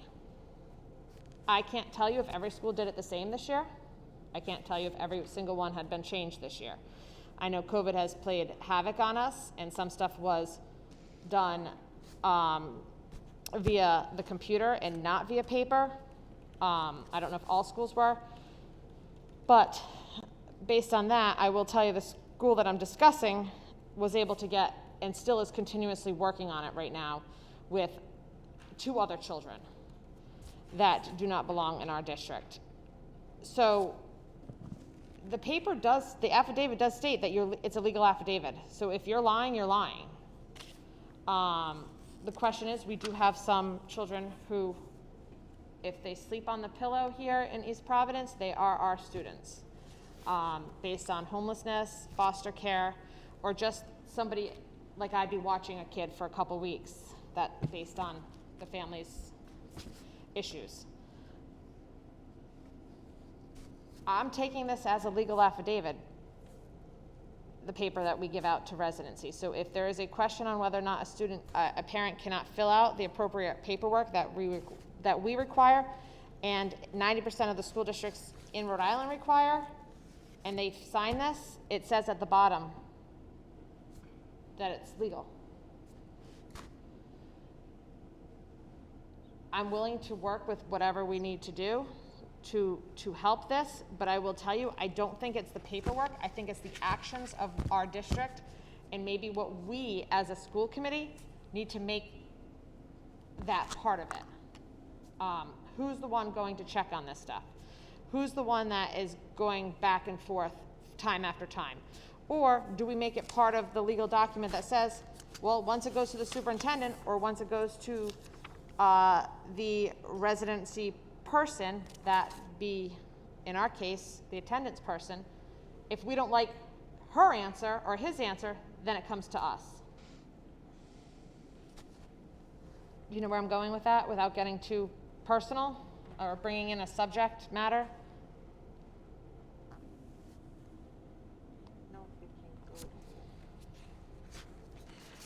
Or Appeal, they could appeal. they can appeal, or the fact that maybe every month we ask how many students from each school, or, but I will let you know, for a fact, it is happening.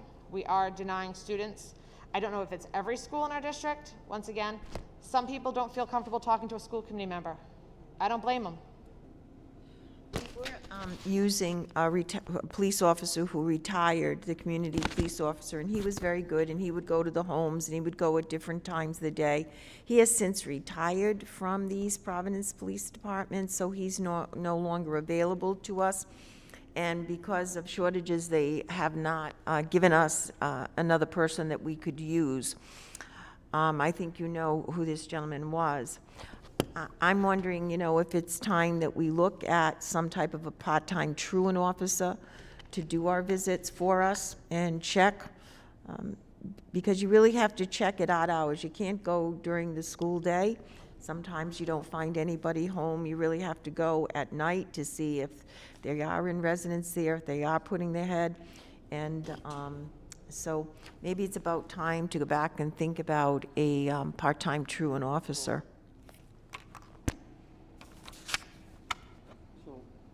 One point that I would make, and I think Jessica was touching on this a little bit, is I think, and this year was definitely funky, but we have to shore up our deadline for this paperwork to be completed. And depending on the school level, I don't mind implementing a protocol where if it's not completed, then there is no take-home technology, because if we can't confirm where you live, why are we giving you valuable information that we can't retrieve?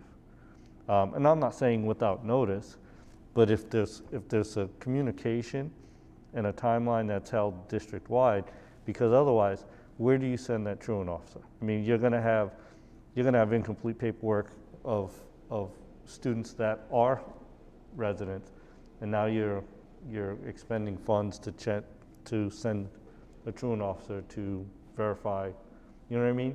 Right, and I'm stating that in no means was any financial monetary moved when these people went and did it in this particular case. Over this past year, they are school district employees that went and went to some houses that no one lived at for months, and the landlord's like, nope, no one lives here. So obviously the cell phone is a cell phone, and called that person. It's like, yeah, no, you don't live there. And email's an email. Right. You don't get the letters returned to you anymore So, that you use. I'm just questioning, maybe it's not a policy, and I know we don't dictate procedure, but I'm here to say that this might be a procedural thing that we need to come down and figure out, not a policy. Well, so this affidavit thing, it addresses what I was looking for, right? Where it actually has a couple of them, this copy I have here, right, that actually has a financial consequence. So if you've signed an affidavit claiming that somebody lives in your house and they actually don't, then you're basically potentially on the hook to pay for the cost of that child attending, just like a sending district is paying, right? So the current affidavit basically just asks you to swear that they're living there, Well, but then... The one that I found, at least on the district website, was only for the landlord, the landlord of the home, certifying that, this tenant lives at this address. Jessica and I couldn't find one that was just for the parents specifically. So I think, unless there's one somewhere that, I don't know, somewhere else. But, so this would actually be an additional affidavit. So there would be one for a landlord, for example, in the event that they can't produce a lease. And then this is a parent guardian one that would have to be signed or should be signed for every student, along with the rest of the whatever forms that they get in the beginning of the year. But just to add on to what you two are saying is that I think it is important to try and monitor like when this is like due by. Because like if there are students that haven't had their parents submit the documents by the deadline, like those should be labeled as a red flag and looked into further first. And then when whoever's reviewing the forms, you know, at least they're already investigating some students instead of waiting till like, I don't know, mid-year to kind of verify whether or not they're living there. So that there's kind of like I don't know, a system in place to be efficient, because I know it's a lot. There's a lot of students that sending someone to, you know, check on everyone's house is it's a little much. Right.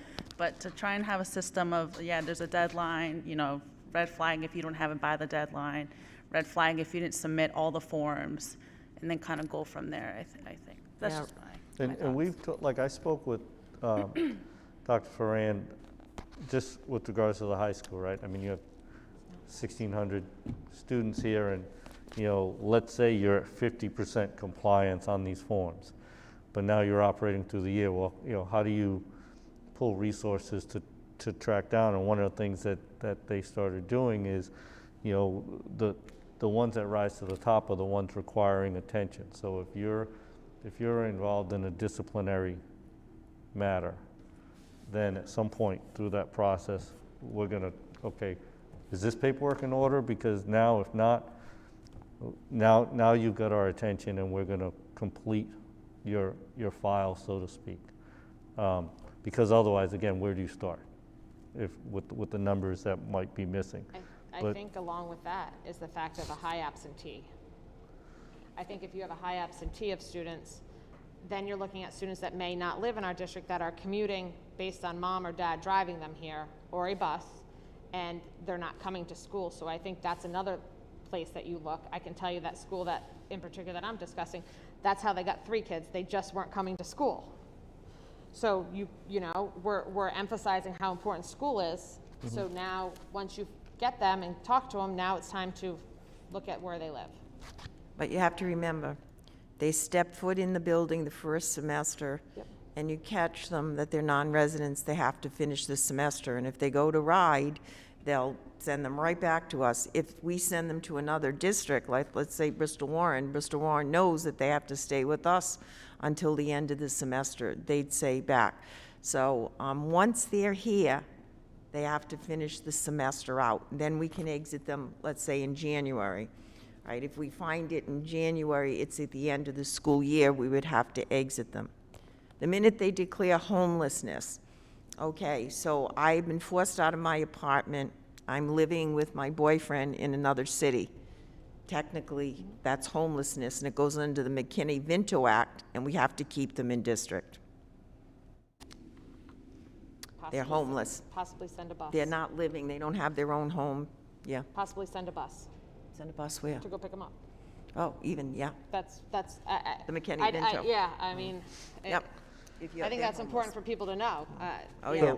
So it's a little bit complicated. You really have to try to catch them before they get into school. So that's where the deadline would pop in, is like give you know, put it I guess far in advance, but like not obviously anything too crazy, but far in advance that it gives, you know, whoever needs to review it enough time to review all those documents.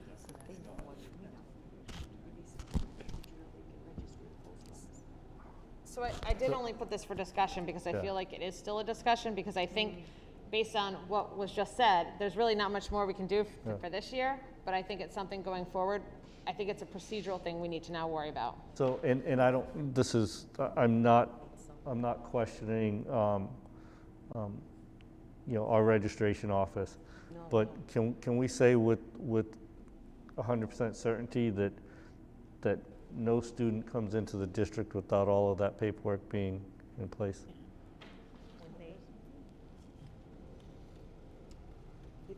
When they go through registration, all of Yes. that, they have to have Right. all that paperwork to prove residency. So I would imagine yes, that- no student comes into the district initially without all the proper paperwork proving residency. Okay, at least submitting something, whether or not it's, I think it's 3 forms Yeah. of proof that And- they have to submit to Diana's office, and this is, you know, this is obviously, I mean, it's on the news, and, you know, I had texted Kathy and Sandy earlier, but, you know, legit Providence talking about their, you know, their decline in numbers. However, they basically have like 200 and change students that are technically, they were registered, they are registered because they haven't re-registered anyplace else, but they haven't shown up for school. So, you know, or I shouldn't say they haven't registered anyplace else. They haven't registered under the same information that Providence has them under. So there's obviously shifting that's gone on, and COVID has kind of loosened a lot of this. So I think, you know, we're one of a few districts that are probably, I would anticipate seeing a heavier than usual occurrence. Transient population, you know, like Providence is a highly transient population. So, you know, they move from, you know, city to city. They don't inform.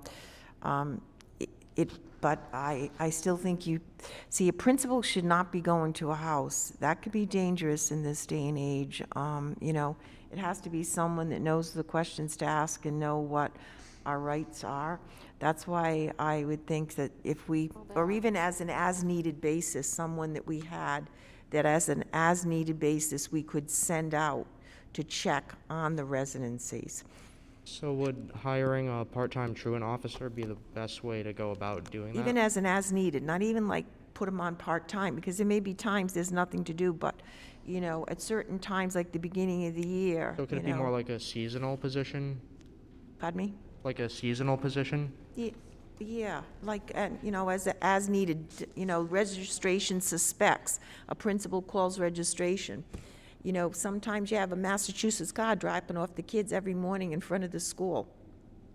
That's a trigger. Something's not right. Things like that. So then we could call that person and say, hey, this is the address, can you check who lives there? But first we have to be consistent with our timelines Yes. across the schools. Correct. So that we know when to trigger that next step consistently. So, if we can, yeah, can we like kind of talk about what the timelines are and just kind of get that communicated? Get Diana, yeah. When it's supposed to come back. And the principals, The free and reduced lunch packet goes home, all that stuff, which will become paper again next year, I'm assuming. Okay. I hope so. Any other questions regarding the residency?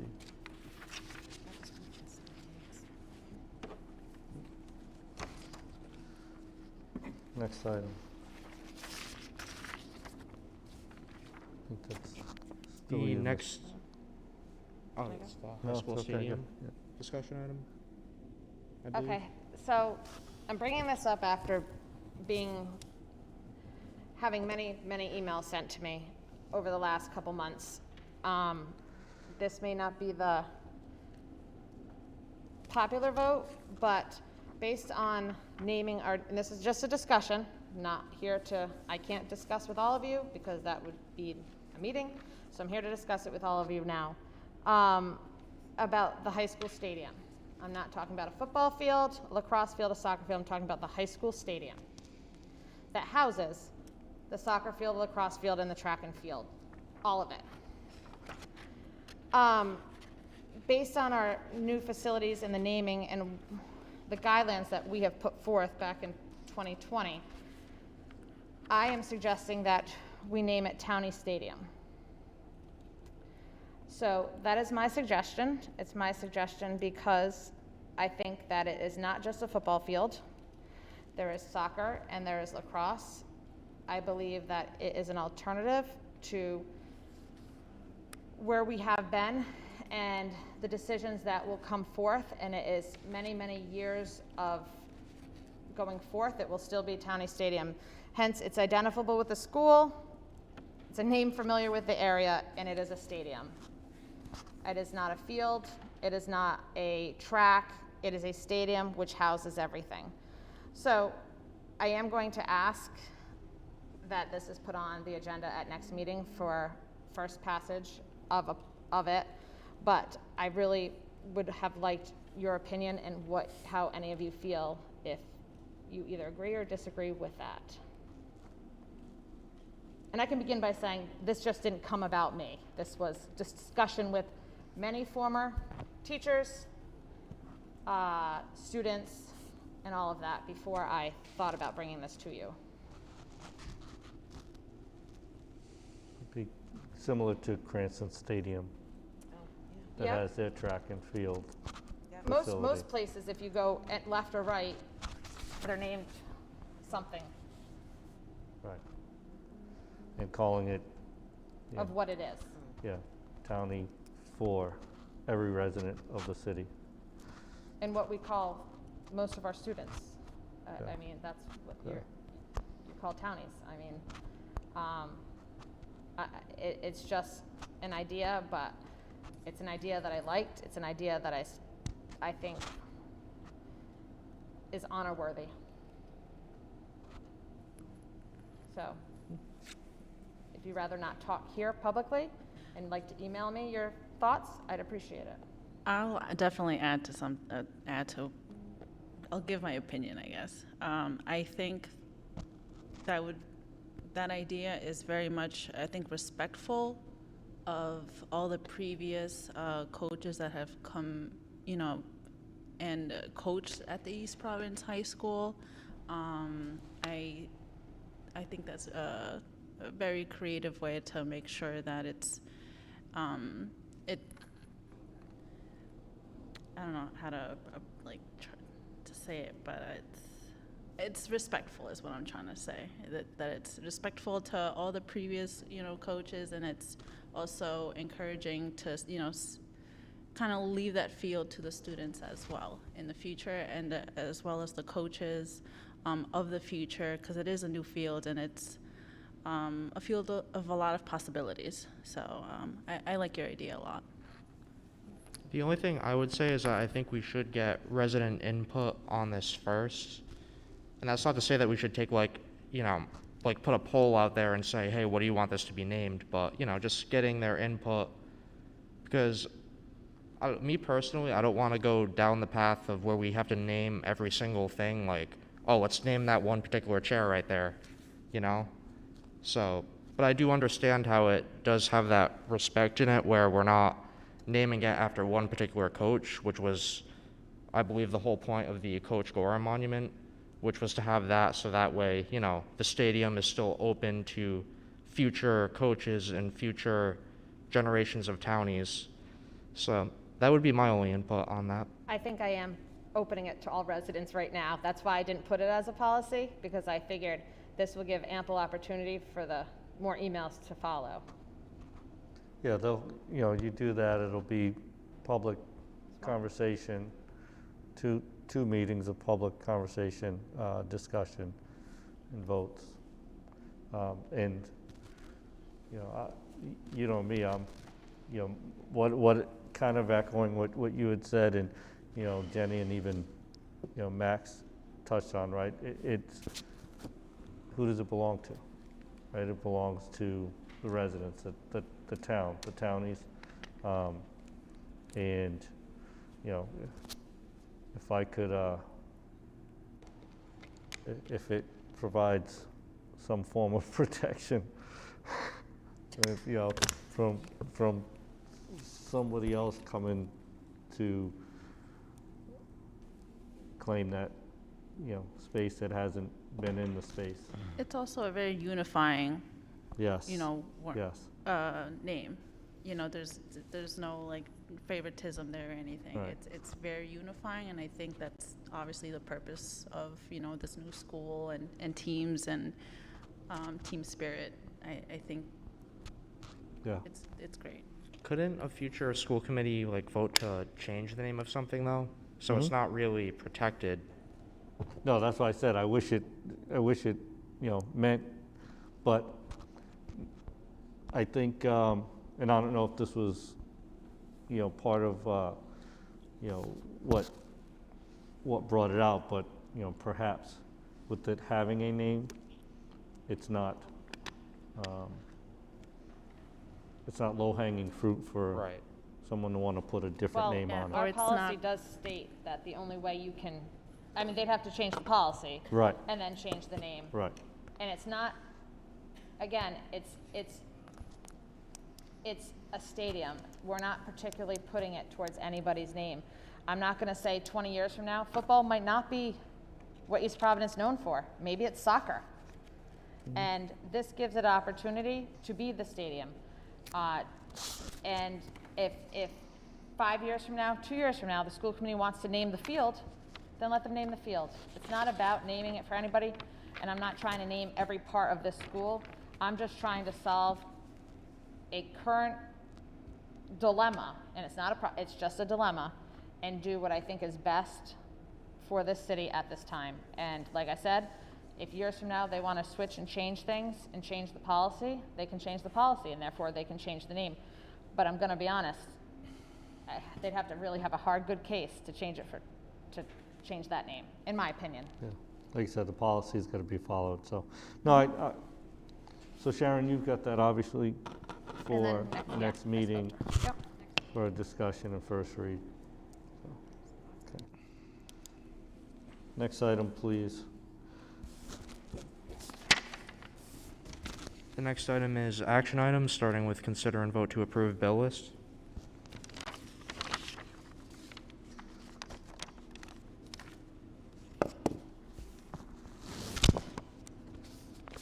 Have a motion. I'll make the motion to approve the bill list.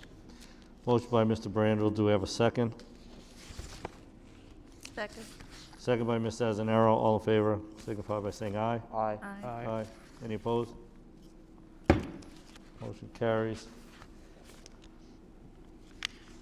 Next is consider and vote to approve the 2022 Building Committee membership. As I stated, the only change to the membership is the addition of Principal Black to the Building Committee. Motion by Ms. Beauchene. Do we have a second? Second. Second by Ms. Azanero. All in favor signify by saying aye. Aye.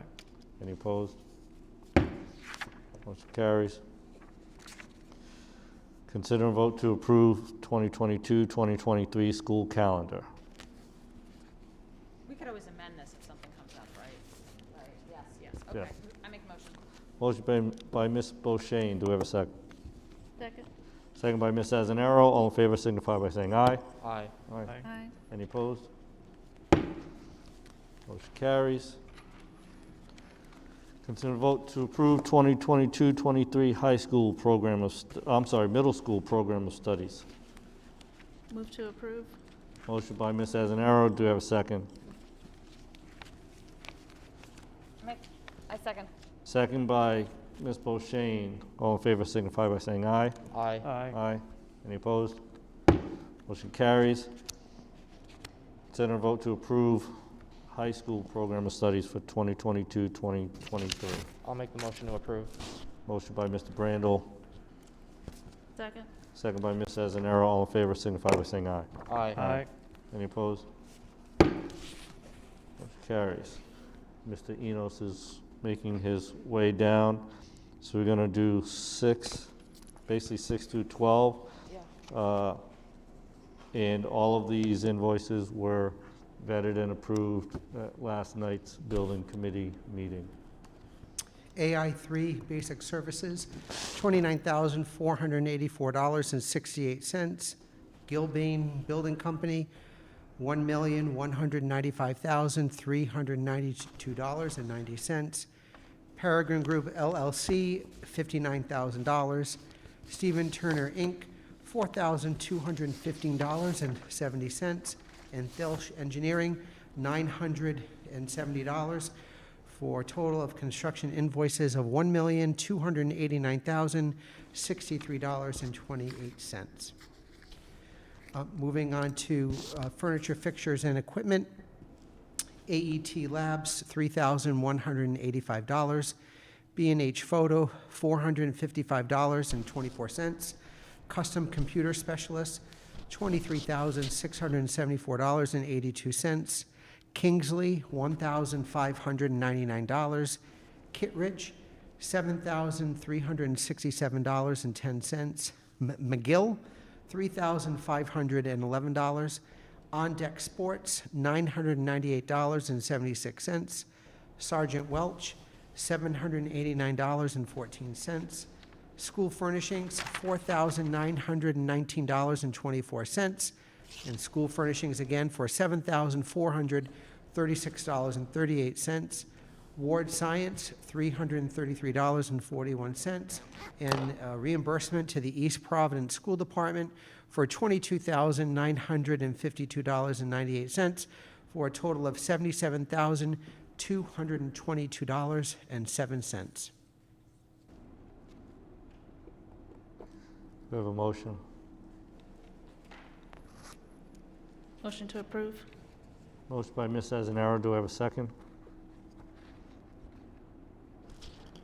I'll second. Second by Ms. Boshain. All in favor signify by saying aye. Aye. Any opposed? Motion carries. Tony, is it? Oh, this one. Save you the walk. Okay.